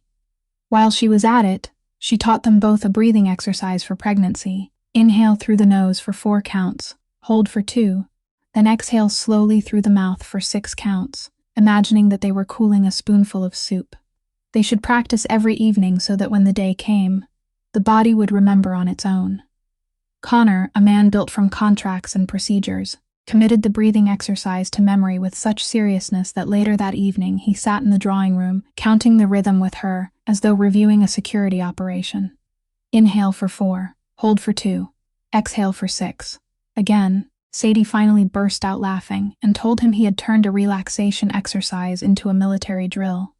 On the drive home, the car followed the bay beneath scattered sunlight. Sadie rested her head against the window and drifted near sleep when she heard him speak without his usual preamble. "From today forward, her appointments are in my schedule. Even council meetings will be arranged around them. If anyone asks, tell them I am occupied with the most important matter concerning this family." Sadie opened her eyes and turned toward him, ready to tease him, but then she caught what had slipped naturally into the sentence and fell silent. He had said her. Not the child. Not your baby. Not the heir. Just her, as though the word had been waiting on his tongue for a very long time and had only now been given permission to emerge. So instead of teasing him, she merely murmured, "All right," then turned back toward the window and hid her smile against the shoulder of her coat.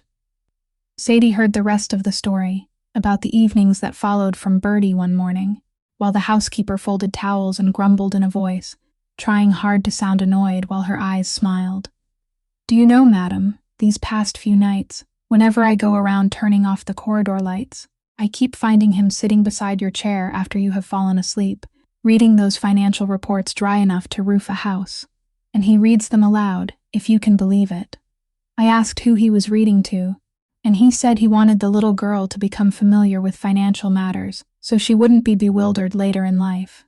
Have you ever heard such stubborn nonsense? But listen, last night, after you were sound asleep, I saw him continue reading.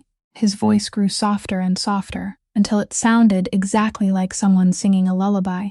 Happiness had barely begun to take root at Blackwater House when Desmond Kavanagh returned, on a gray afternoon, while Connor was away at a meeting in the harbor office, and this time, he didn't bring the glittering smile from their previous tea. He entered the drawing room with the heavy manner of a man carrying bad news, the silver lighter lying still in his palm instead of turning, and he refused both tea and a chair. He only stood beside the fireplace and looked at Sadie with an expression carefully blended from 3 parts confusion and 7 parts sorrow. "Sadie," he began, his voice lowered as though there had been a death in the house. "I have struggled with myself for 2 weeks. I told myself silence would be kinder, but I can't do it. You are carrying a child. You are about to bind your entire life to this family. And I believe a woman like you would rather suffer from the truth than rest peacefully inside a lie. So I apologize in advance for what is in here." He placed a dark blue folder on the low table between them, straightened the edge of the papers with an almost reverent gesture, then stepped back. Sadie looked at the folder with the instinct of an animal that had scented a trap, but still had to approach because the bait was called truth.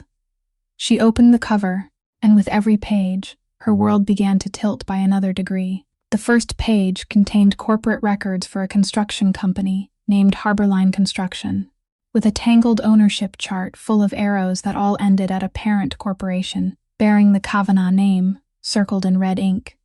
The second page was a contract for the construction of an apartment complex in Dorchester. The third was a safety report from that very site, with quarterly inspection signatures regularly confirming that the scaffolding met standards.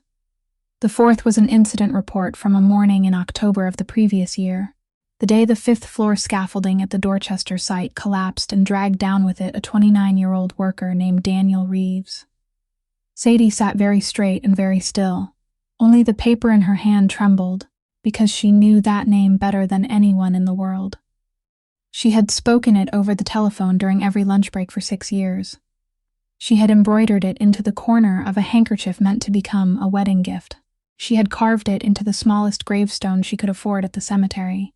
Her Danny, and the final page of the folder drove in the last nail. It was an internal audit memorandum stating that Harbor Line's safety reports had been cosmetically improved on paper for 2 straight years, that scaffolding maintenance had been cut to reduce costs, and that the inspection signatures had never been accompanied by any real inspection at all. I only found it by chance while reviewing the accounts of the subsidiaries.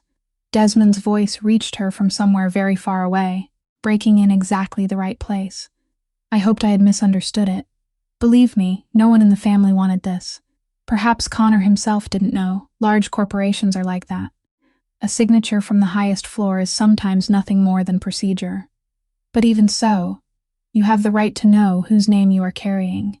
He bowed his head and took his leave with exactly the right measure of delicacy, leaving Sadie alone with the folder and the sound of wood cracking in the fireplace.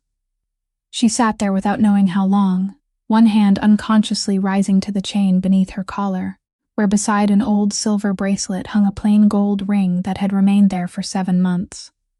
Danny had paid for that ring in installments for 18 months, one small payment each month, hidden from her so he could surprise her.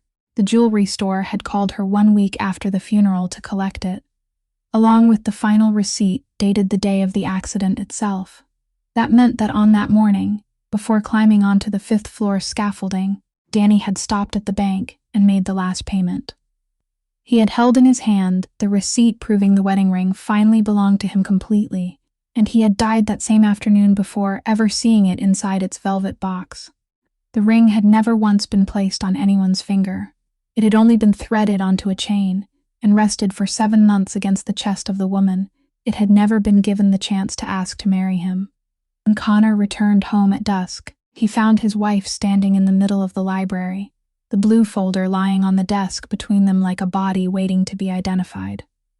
He had barely spoken her name when everything inside Sadie broke open, for the first time since entering Blackwater House, and perhaps for the first time in the life of the man before her. Someone dared to shout at Connor Kavanagh. "Read it." She shoved the folder across the desk toward him. Her voice was no longer the voice of the composed wife who sat across from him each morning. It was torn ragged at the edges. "Harbor Line, Dorchester, 5th-floor scaffolding. Read it, and then tell me. The man buried beneath that steel was my fiancé. He was the father of the baby kicking inside me right now. He died under your family's scaffolding, at your family's construction site, because of false reports carrying your family's seal.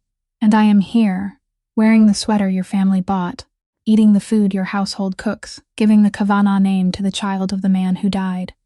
Say something, Connor. Say one thing." She stood there breathing hard, one arm wrapped around her stomach, tears falling without any attempt to wipe them away. Connor Kavanagh sat motionless and received every word, as a man standing still beneath gunfire. He didn't interrupt her. He didn't defend himself. He didn't point out that the corporation owned hundreds of subsidiaries. He didn't ask where the folder had come from, though his eyes had already darkened when he glanced through it.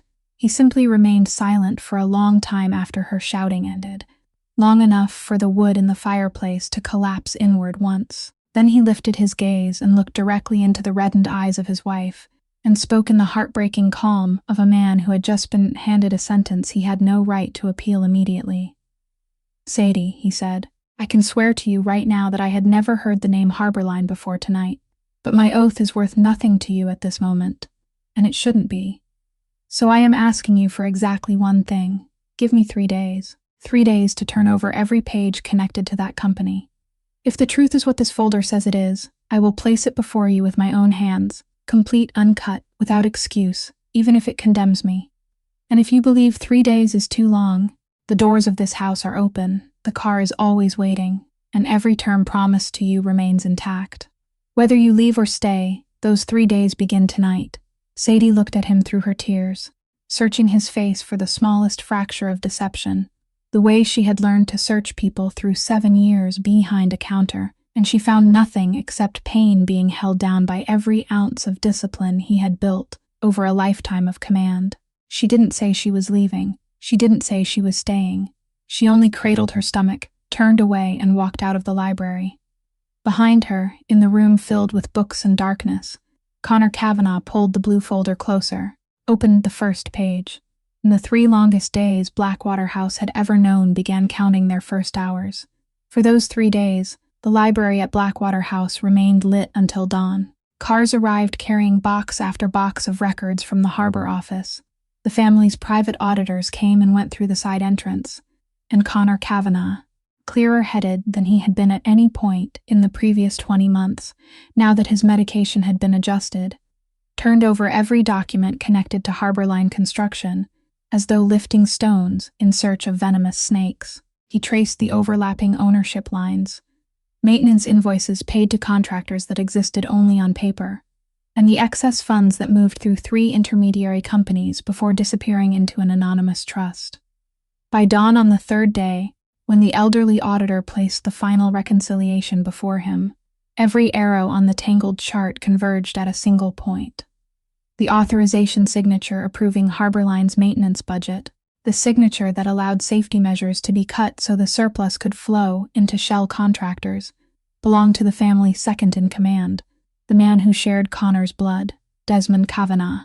Connor sat motionless before that discovery for a very long time, then made a decision that startled even the elderly auditor. The name would remain secret. Every piece of evidence against Desmond would be sealed inside Connor's private safe, because a snake should only be struck after the whole of its nest had been exposed. But where the truth belonging to the dead was concerned, there would not be another second of delay.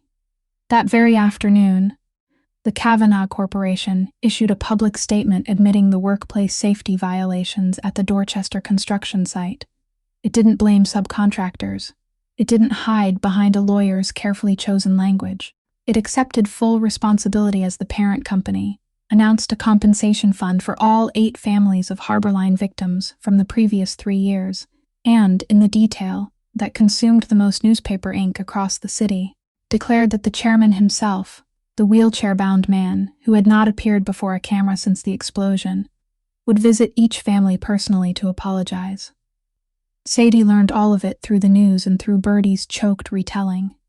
She still hadn't spoken a word to her husband since the night in the library, but on the afternoon of the 3rd day, when he knocked on her door, placed the evidence concerning Harborline on the table in front of her, arranged exactly as he had promised, complete, uncut, without excuse, then told her there was one more place he needed to go before the 3 days ended, and that although he didn't dare ask, he hoped she would accompany him.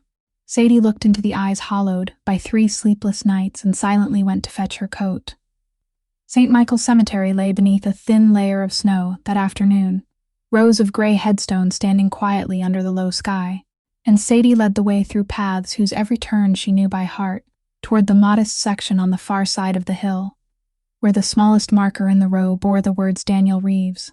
29 years old, devoted worker, faithful love. She stepped back once they arrived, 'cause she understood that this journey wasn't hers.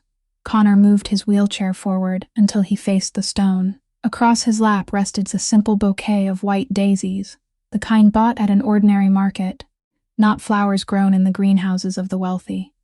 He placed them at the foot of the grave with both hands, then sat upright in his chair beneath the softly falling snow, level with the headstone, as though 2 men were seated across from one another. He spoke in a deep, clear voice that didn't tremble, as though reading a pledge meant to remain binding forever.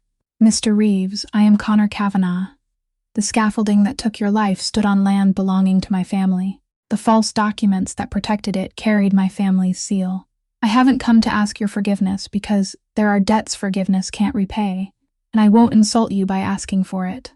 I came to promise, before you and before the woman to whom both you and I oh more than we can ever return, that your daughter will grow up lacking nothing in this world except you, and because that absence can never be replaced, I owe you the rest of my life, one day at a time, until my final day.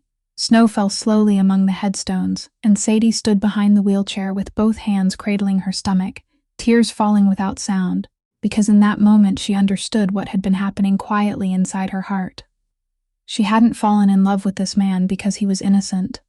Innocence was a matter of chance that anyone might possess. She had fallen in love because, before a grave no one had required him to visit, he had willingly knelt, in the only way his legs still allowed, and taken upon his shoulders the full weight of a crime that wasn't his, simply because it carried his name. That night and in the nights that followed, another war began, without banners or trumpets, in places far beyond the lights of Blackwater House. The director of the shell contractor, who had signed the false maintenance reports, opened his office one Monday morning and found 2 tax inspectors waiting, with an order to examine 5 years of records. The financial broker, who had created the 3 intermediary companies for the stolen money, received a notice from the bank calling in every loan before its term because of a revised risk assessment.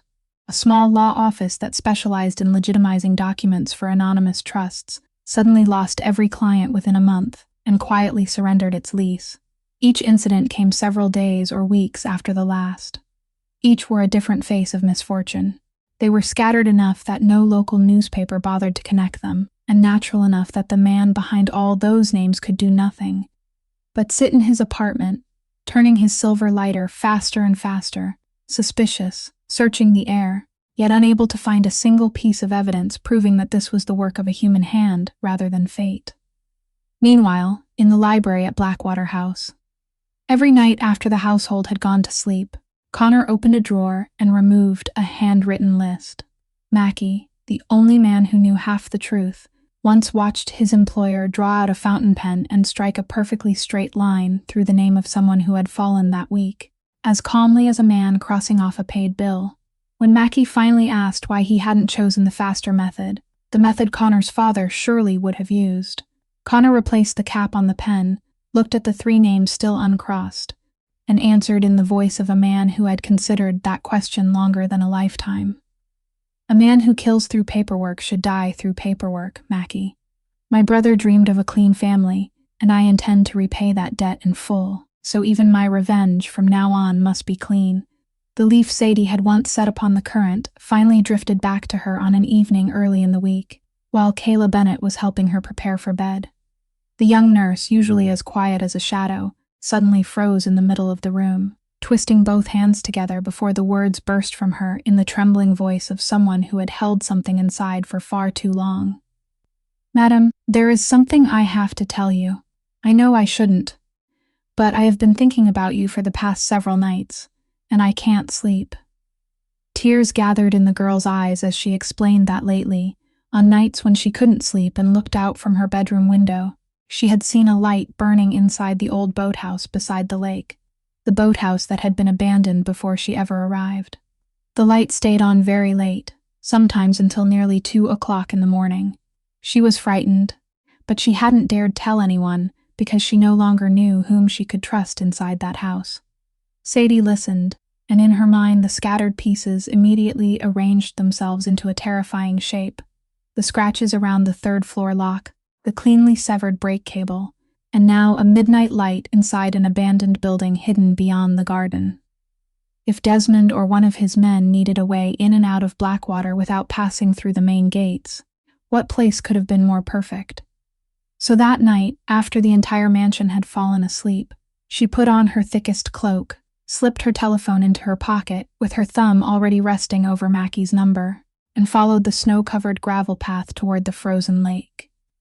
Sure enough, through the gaps between the old boards, a narrow ribbon of warm yellow light trembled in the darkness. She pressed herself against the wooden wall and held her breath, preparing herself to see Desmond's beautiful, treacherous face, or perhaps some stranger searching through the place. Then she gently pushed open the door that had been left ajar, and every scenario she had built inside her mind collapsed without leaving a single brick standing. In the middle of the dusty wooden floor, beneath the light of a storm lantern resting on a crate, Connor Kavanagh lay on his side, His wheelchair had overturned an arm's length away. An ebony walking cane had fallen even farther, and his soaked shirt clung to a back trembling with exhaustion. Beneath the partially rolled trouser leg on his left side, a titanium leg brace gleamed coldly, still strapped tightly around his calf. In a single second, everything became clear with merciless precision. The blood beneath his cuff on her first day, the roll of gauze in the wastebasket, the fall she had heard through the wall that night, the sound of wheels returning late, none of it had been evidence of an enemy. It had been the evidence of a solitary war that this man had chosen to fight in darkness for months alone, night after night. Sadie stood rooted to the threshold, her heart aching with a fierce tenderness powerful enough to frighten her. She had learned from the night behind the closed door that she mustn't rush toward him, so she lowered her voice until it was calm and gentle, then asked from the doorway, "Will you allow me to help, or should I close the door and forget what I have just seen?" Connor's entire body stiffened. He turned his face away into the darkness, and she watched his pride struggle in silence for a stretch of time that felt as long as winter itself before the answer finally broke from him, hoarse and split in two. "Help me." She crossed the wooden floor and knelt beside him, despite the weight of her pregnancy, righted the wheelchair, and braced it with the full weight of her body. Little by little, through the strength of his arms and the patience of hers, the man returned to his seat, his chest rising and falling, his hair soaked with sweat even though their breath still formed clouds in the cold. When his breathing had finally eased, Sadie asked the only question that remained. "Why, Connor? Every night, alone out here. What are you trying to do?" He stared for a long time at the cane, lying abandoned on the floor, then answered without looking at her, in the voice of a man who would rather throw himself into the frozen lake than confess what came next. "Last week, I passed the drawing room and heard you speaking with Bertie. You didn't know I was there. You said you didn't resent being poor, and you didn't resent being widowed. You said there was only one thing that hurt you, that your daughter would be born without a father's arms waiting for her on the other side of her first cry." He paused, his fingers tightening around the wheel rim. "The independent doctor said the damage wasn't complete. He said that with the right medicine and enough training, perhaps. But I don't need perhaps, I need certainty. So I want to stand Sadie, even if it is only for 1 minute. On the day she is born, she deserves to be welcomed into this world by a father standing on his own 2 feet. No matter how many nights like this it costs me, I will pay them." Something broke open inside Sadie's chest. It wasn't merely tears, though tears came too. It was the final wall, the boundary she had raised on the day she signed the contract, and had reminded herself every day not to cross. It collapsed without a sound before the sight of the most powerful man in Boston, lying on the dusty floor of an old boathouse, trying to stand for 1 minute for a child who carried none of his blood.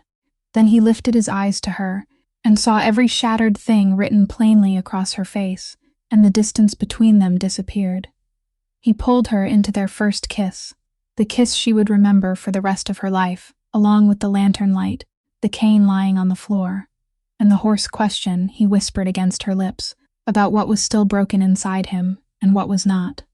And this was her answer, the part that only the 2 of them and the storm lantern heard that night. Sadie drew back just far enough to look directly into the gray eyes braced for a fall, placed both hands around his face, and spoke each word slowly and clearly so that not one syllable could be misunderstood.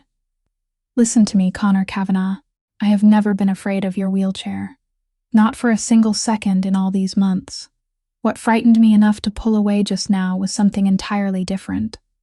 It was knowing that once I truly loved you with the truest part of myself, I would never again be able to pretend this was only a contract.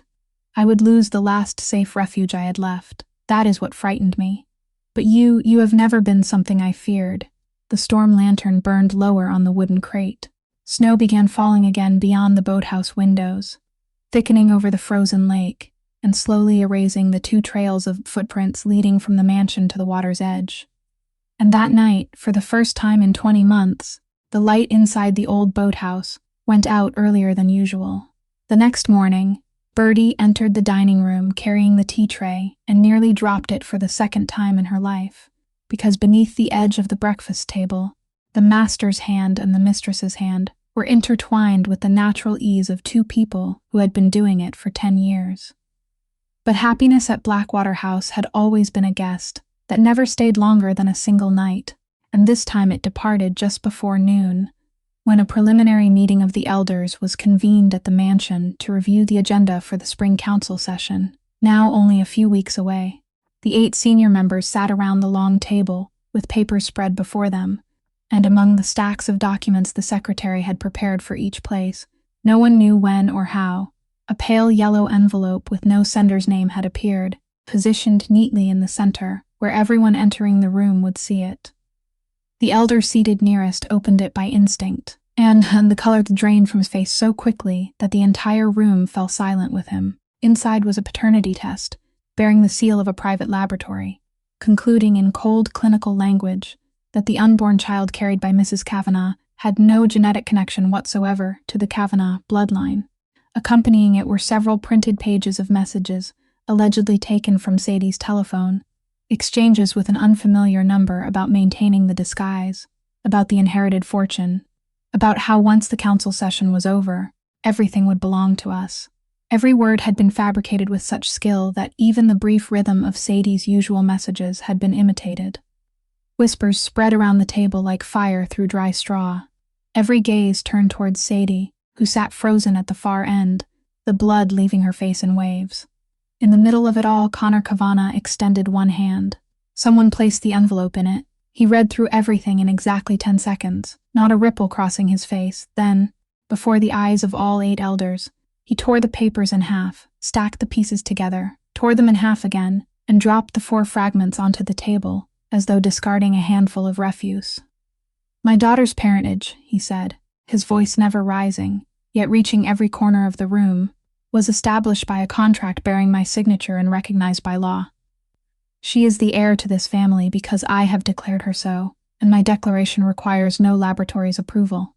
As for this anonymous rubbish, anyone in this room, or outside it, who repeats its contents even once, even half a sentence, will no longer have a seat in any room where I am sitting. The meeting will continue, and the meeting did continue, with an almost unnatural smoothness. No one dared look toward the far end of the table again, but Sadie sat through the remainder of it with both hands cold in her lap, because she had seen something the 8 elders had not. In the instant before Connor tore the pages apart, for no more than 1/100th of a second, her husband's eyes had paused on the forged messages, and in those eyes was something that wasn't contempt for a filthy trick. It was a question. That question knocked on the library door. Later that night, after the house had gone to sleep, when Sadie went to find him so they could discuss tracing the envelope. She had barely closed the heavy wooden door behind her when Connor, seated with his back toward her and his face turned to the fire, spoke without looking around. His voice was so quiet it nearly dissolved into the crackling flames. "Sadie, tell me there was nothing true in any of it." For 1 second, the room seemed to lose all its air. She stood motionless beside the door and felt the words travel through her chest like a blade drawing slowly across flesh, because they hurt more than any shouted accusation could have, an accusation she could have fought. This was a plea, which meant that somewhere beneath the steel of the man who had torn those papers apart before the entire council, the worm of doubt had already burrowed inside and carved a path. When she answered, her voice didn't break. It merely grew colder by degrees, like water after the fire beneath it had been removed. "Do you know what hurts most about the question you just asked, Connor? It isn't that you doubted me. Everyone has the right to doubt. It is that 12 hours ago, you stood before 8 of the most powerful old men in your world and tore that slander apart without blinking. You defended your wife magnificently in front of everyone. Then night came, the door closed, and when only the 2 of us and this fire remained, you turned away and asked me to deny it. So the defense this afternoon was a performance for the council, while the doubt was what you kept for yourself. After the boathouse, I believed I was the person you trusted in the place where no one else could see. I put my faith in the wrong place. She didn't wait for him to answer. She didn't give him the chance to repair the words. She turned and walked out of the library, hearing behind her the wheelchair move forward half a turn before stopping, hearing her name break from his mouth and die halfway through. But she didn't stop, not because she had ceased loving him, but because pain needed work to do, or it would swallow her whole, and that work had been waiting in her mind since noon. Whoever had been close enough to place the envelope at the center of a private meeting, whoever knew the rhythm of her messages well enough to imitate her voice in writing, was also the person who had left the scratches around the third-floor lock. And if someone had searched the dead man's room for so long without finding what they wanted, then whatever they sought must still be there. That night, carrying the master key ring borrowed from Bertie's room and a small flashlight, Sadie climbed the stairs one step at a time to the east wing of the third floor. She inserted the key into the brass lock marked by the familiar scratches, and the door opened onto a world abandoned by time. Brendan Kavanagh's office remained exactly as it had been on its owner's final morning. A coffee cup, empty and hardened with age, sat on the desk. A sweater hung carelessly over the back of a chair. A board covered in notes outlined unfinished plans for turning the family's businesses legitimate. Everything lay beneath a thin film of dust, and across that dust were unmistakable traces of earlier searches, filing cabinet drawers left slightly open, books removed and returned unevenly to their shelves, the wall safe behind a painting standing wide open and empty. Someone had torn through this room many times, carefully, desperately, and had always left empty-handed. Sadie stood in the center of the office and slowly turned in a circle. She didn't search where that person had searched, because she had grown up in a world entirely different from theirs, a world where people hid a week's worth of tips beneath the false bottom of a sugar box in a diner kitchen, so they wouldn't spend them by mistake. She murmured the words her father had once spoken while teaching her how to fit such a removable wooden base into place. The safest hiding place in the world isn't the one that is hardest to open, sweetheart. It is the one people become too bored to examine. She went straight to the desk, pulled out the center drawer, emptied it of pens, rulers, and other small objects, then tapped lightly against the wooden bottom. A hollow knock echoed through the silent room. She worked a fingernail into the narrow seam, and the false base lifted as lightly as a breath. Beneath it lay a thick leather-bound ledger filled with columns of handwritten figures, tracking money through companies whose names she now recognized from the Harbor Line evidence. Resting on top of the ledger was an old mobile phone, powered off, with its charging cable neatly coiled beside it. Her hands trembling, she plugged the charger into the socket behind the desk. After several minutes, the screen came to life, and there in the center, inside an unfinished voice message that had never been sent, appeared a single audio file. She pressed it, and within the dust-covered room of the dead, the voice of a young man sounded, warm, urgent, so alive that her heart tightened. "Connor, it's me. I found it. The money moving through Harbor Line and those other 3 companies. I followed it all the way to the end. It is Desmond. Do you hear me? It is Desmond himself. I am confronting him tonight. As soon as it is done, I will call you." Beneath the recording, the date appeared clearly in the flashlight's glow. The very day Brendan Kavanagh had taken his brother's place behind the wheel and never returned. Sadie carried the ledger and the old telephone down from the 3rd floor that night and hid them in the only kind of place she trusted. According to the habits of a lifetime, an old tin cookie box tucked among the knitting supplies in her room. Something so ordinary that no one searching the house would bother looking at it twice. She intended to place everything before Connor the following morning and let Brendan's voice finish the work that every explanation between them was now powerless to do. But morning arrived with an unexpected car carrying 2 elders who had come to discuss family business, and the afternoon swept Connor away into meetings preparing for the council session. Between 2 people still divided by a fracture that hadn't yet healed, every opportunity to sit down together slipped away for another day, then another.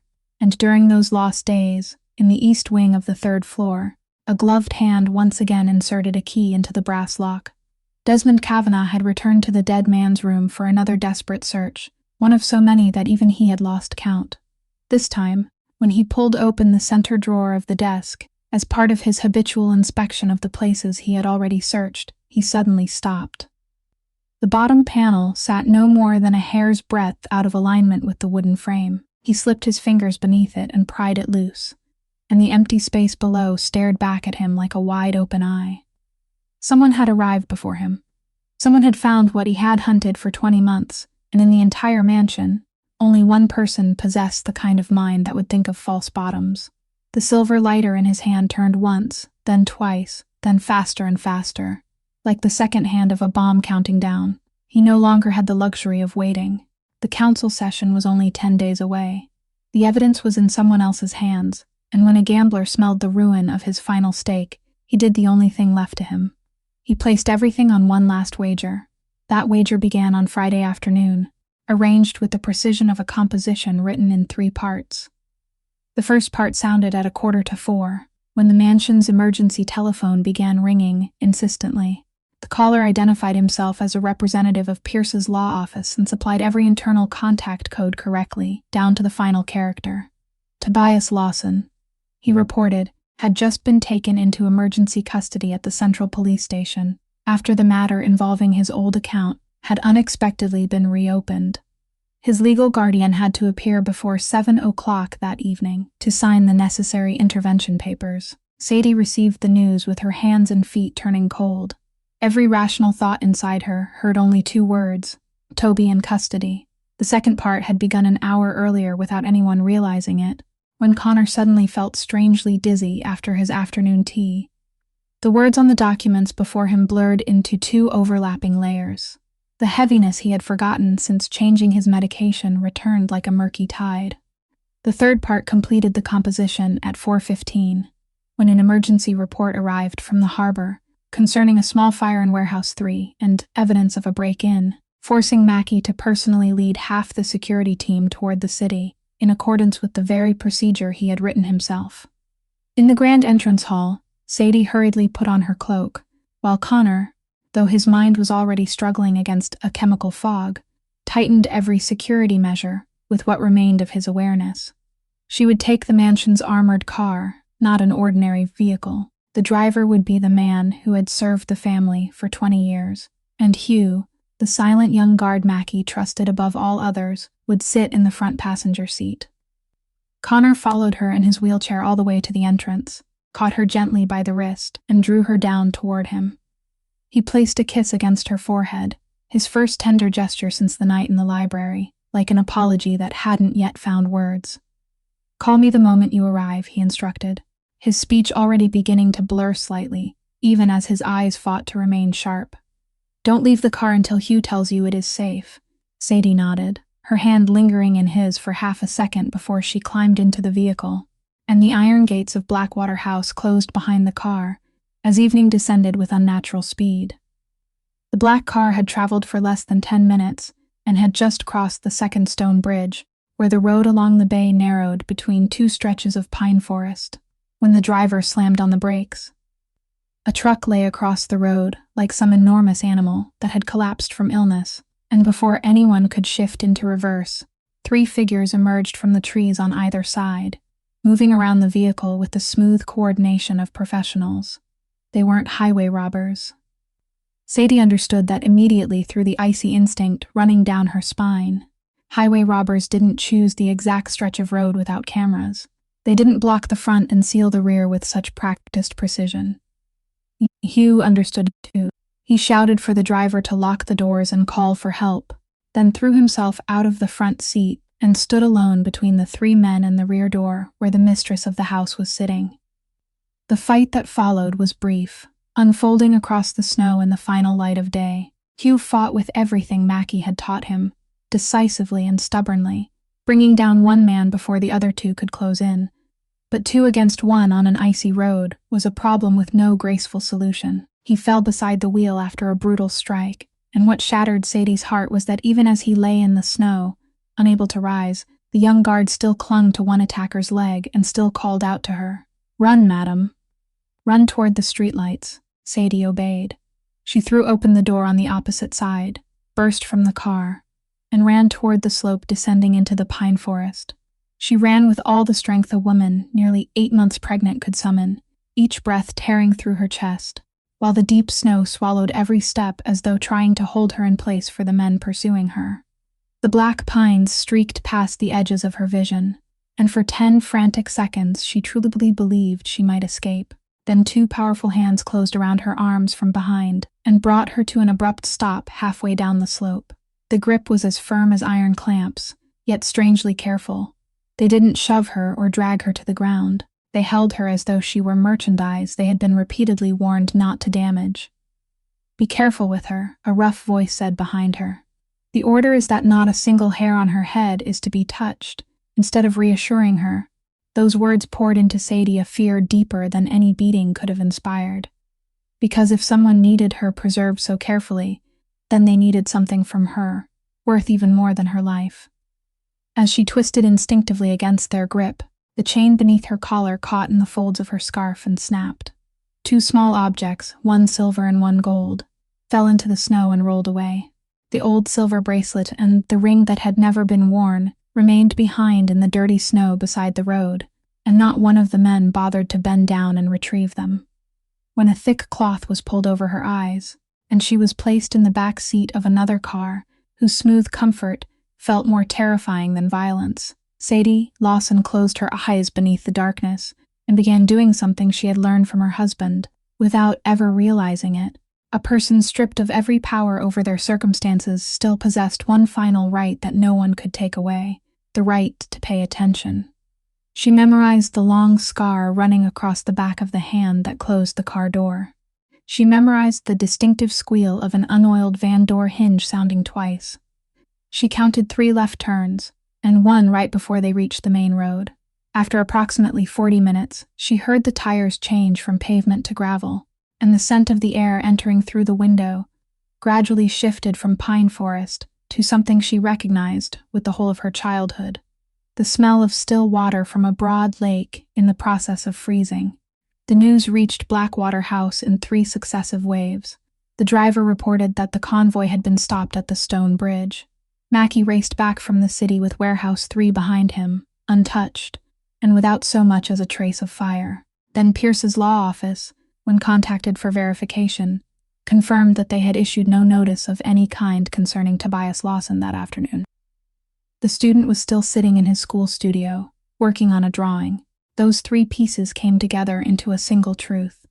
The entire afternoon had been staged, and the mistress of Blackwater had been taken in the middle of it. Connor Kavanagh listened in silence. The chemical fog inside his head burned away in patches beneath the force of rage and fear, and the instinct of the past 20 months rose like a reflex from the spine. He ordered the garage opened and a car brought around. He would go himself, alone, just as he had endured everything alone since the night his brother's car exploded. But this time, in the center of the grand hall, a large figure stepped directly into the path of his wheelchair and planted himself there. Mackie stood with both hands at his sides, the eyes of an old soldier fixed on his commander. "Sir," he said, each word slow and clear. "Trusting us isn't the same as surrendering command. The entire team stands behind you, but you have to be the mind. Don't demand to be the fist." Connor remained motionless for 3 full seconds, his knuckles white against the wheel rims, and then something inside him, something that had been frozen for 20 months, cracked and began to thaw. "All right," he said, his voice suddenly sharpening like a newly honed blade. "Then listen carefully. Bertie, go to the mistress's room. Search through her belongings. She is smarter than all of us put together. If she found anything on the 3rd floor, she would have hidden it somewhere no one would bother examining." 3 minutes later, the housekeeper came running downstairs carrying the tin cookie box. Brendan's ledger and old telephone lay inside. Connor played the recording, and the voice of his dead brother filled the stone hall, leaving the entire security team frozen. "It is Desmond. Do you hear me? It is Desmond himself. I hear you," Connor whispered into the empty air. 20 months later, I hear you clearly.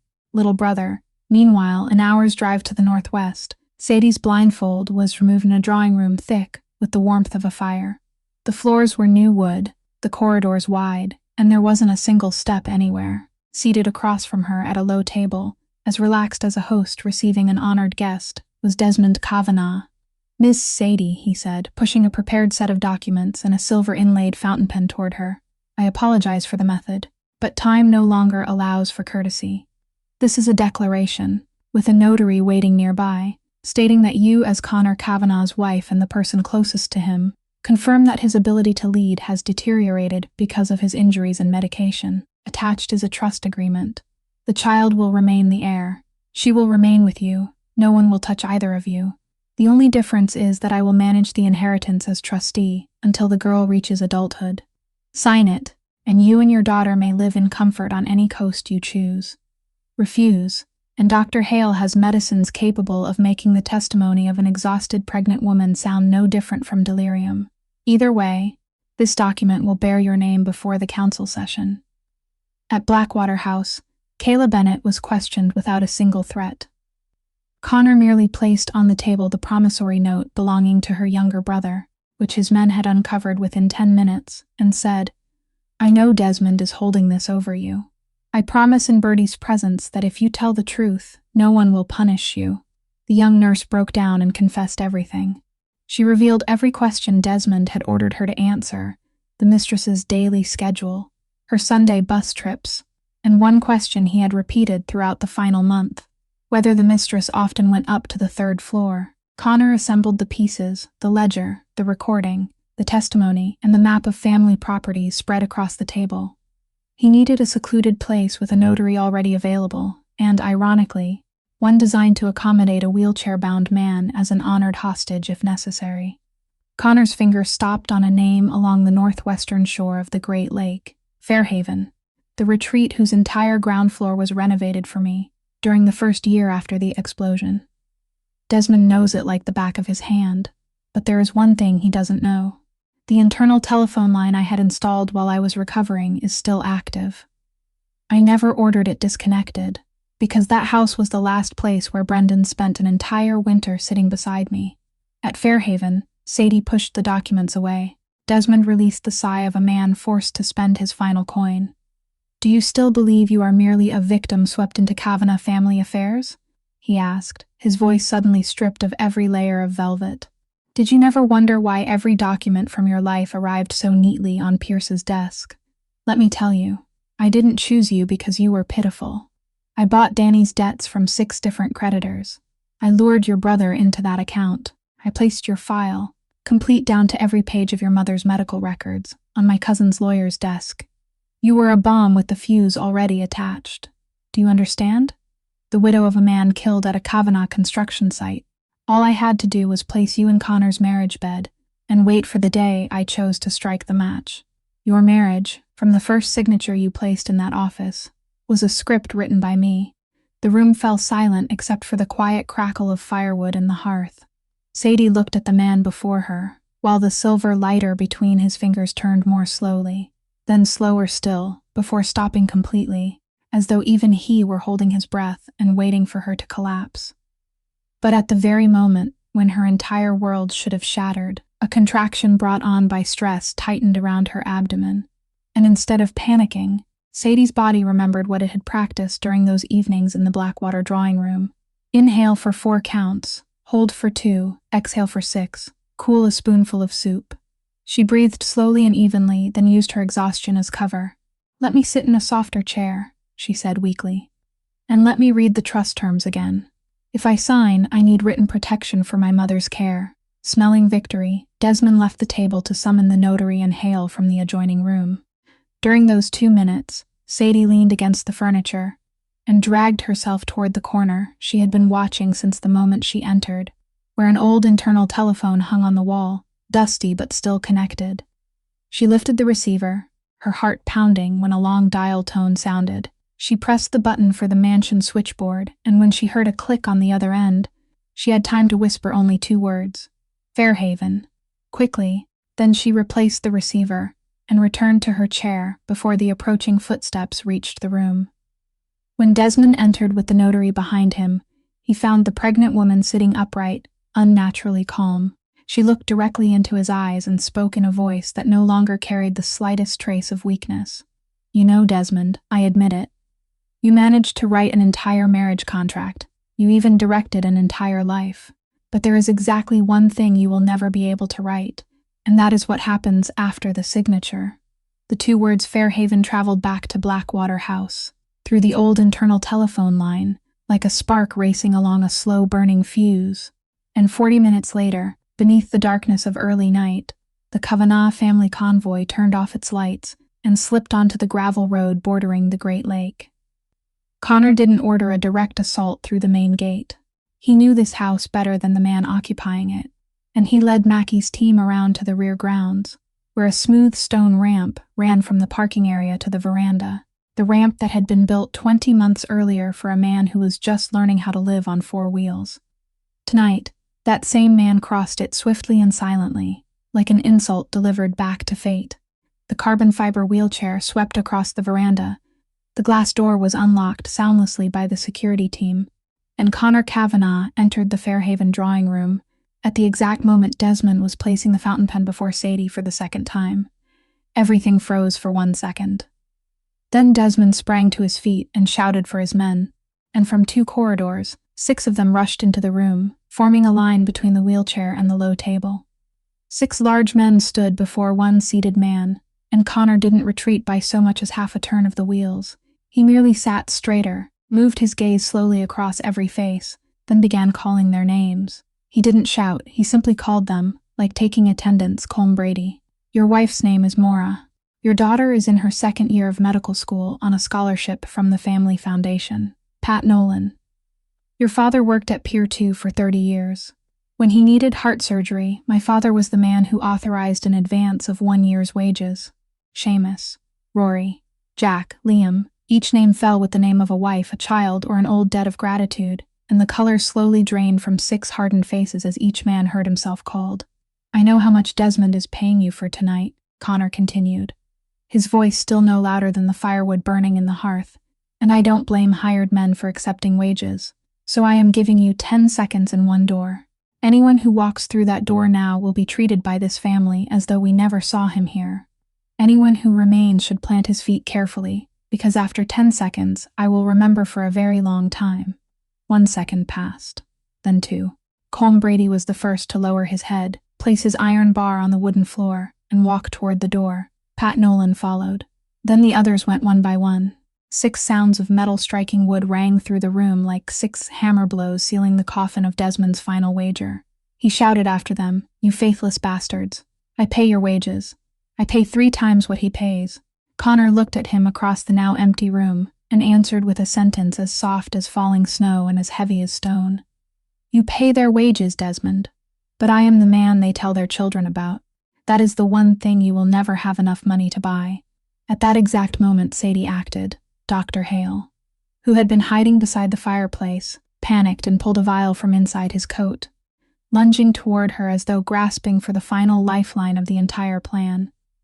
But the woman who had spent 7 years behind a counter, carrying trays filled with glasses, possessed quicker reflexes than a dishonest old doctor. She struck his wrist aside. The vial flew halfway across the room and shattered against the hearth tiles. Then she turned and tore open the heavy curtains covering the large window. Headlights from the rear courtyard flooded the room, along with the shadows of the security team closing in, allowing every pair of eyes outside to see every inch of what was happening within. With one final movement, she seized the trust documents from the table and threw them into the fire. The carefully drafted pages curled in the flames, blackened, then flared brightly. "There is your plan, Desmond," she said. It burned for exactly 3 seconds. Mackie burst into the room and locked Hale's arms behind him with the clean twisting motion of a Marine. Desmond, seeing the room closing around him from every direction, did the only thing left in the instincts of a ruined gambler. He snatched the bulging leather case from beneath the table. The case he had never allowed farther than 1 step from him all evening, and bolted through the side door into the rear garden. He ran wildly down the gentle slope toward the vast lake, whose surface lay beneath a dull sheet of ice in the moonlight.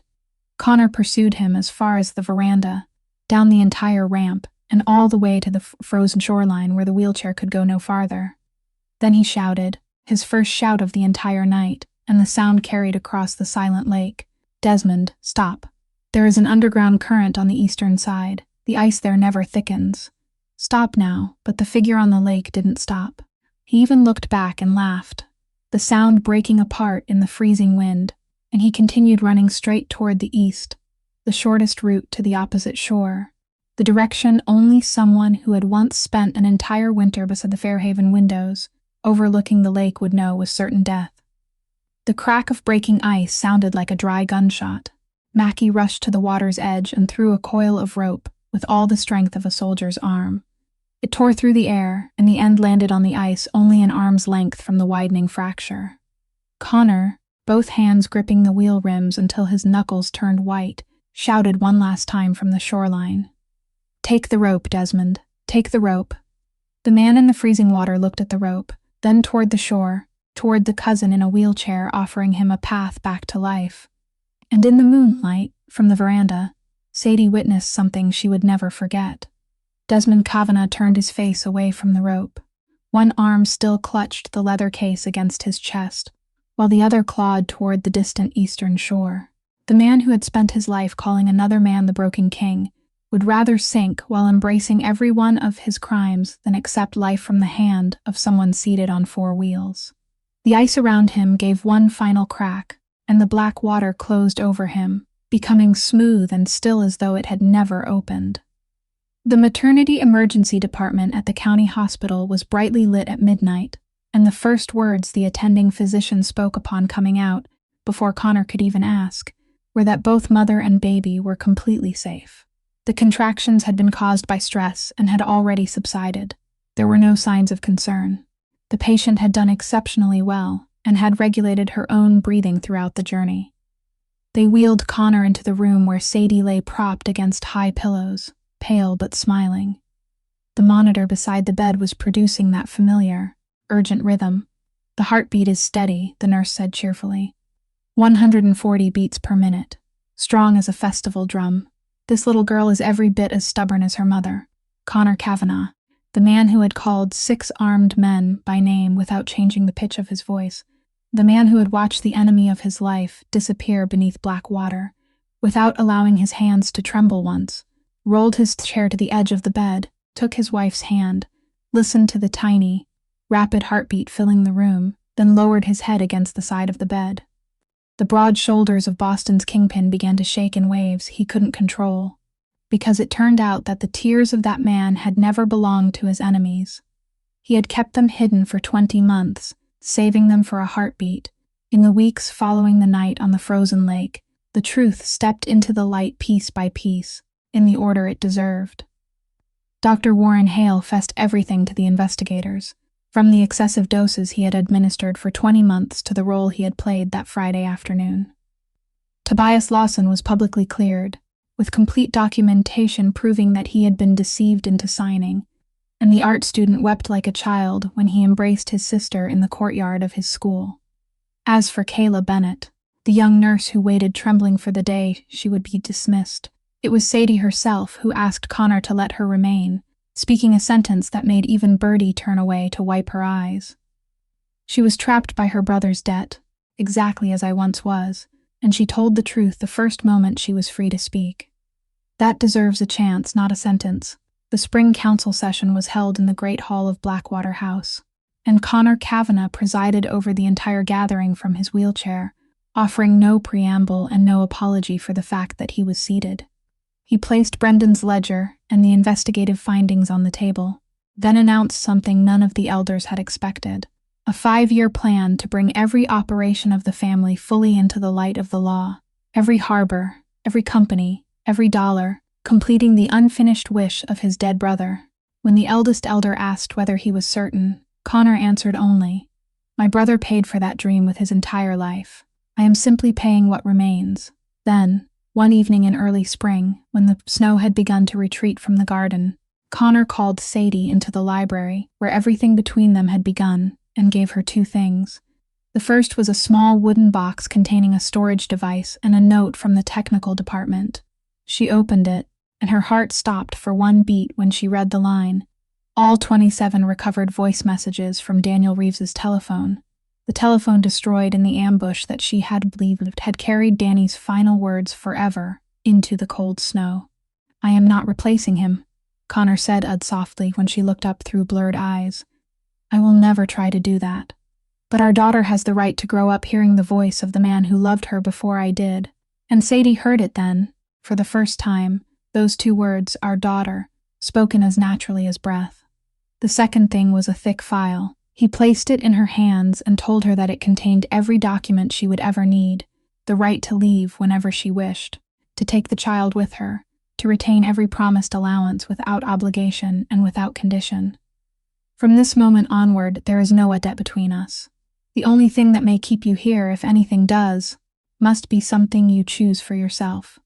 Sadie looked down at the cover of the file, where her eyes caught on a small printed line among the listed provisions: the Ruth Lawson Nursing Scholarship Fund for the children of harbor workers. She stood silent for a very long time, then set the file on the desk without opening it, walked to the wheelchair, and knelt until she was level with his eyes. She took both of his hands in hers. "Ask me," she said, her voice steady as stone.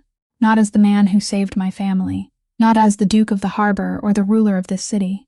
Ask me as Connor, and that man who had never trembled before any council had to draw one deep breath before he could speak. Sadie Lawson, will you stay and be my wife simply because you want to, and for no other reason in this world?" "Yes," she answered without a second of hesitation. "I choose you, Connor. Not the safety, not the house. I choose you." Their daughter was born on an early spring morning, just as the new sunlight touched the hospital's tall windows. They named her Bren, after the uncle she would know only through stories.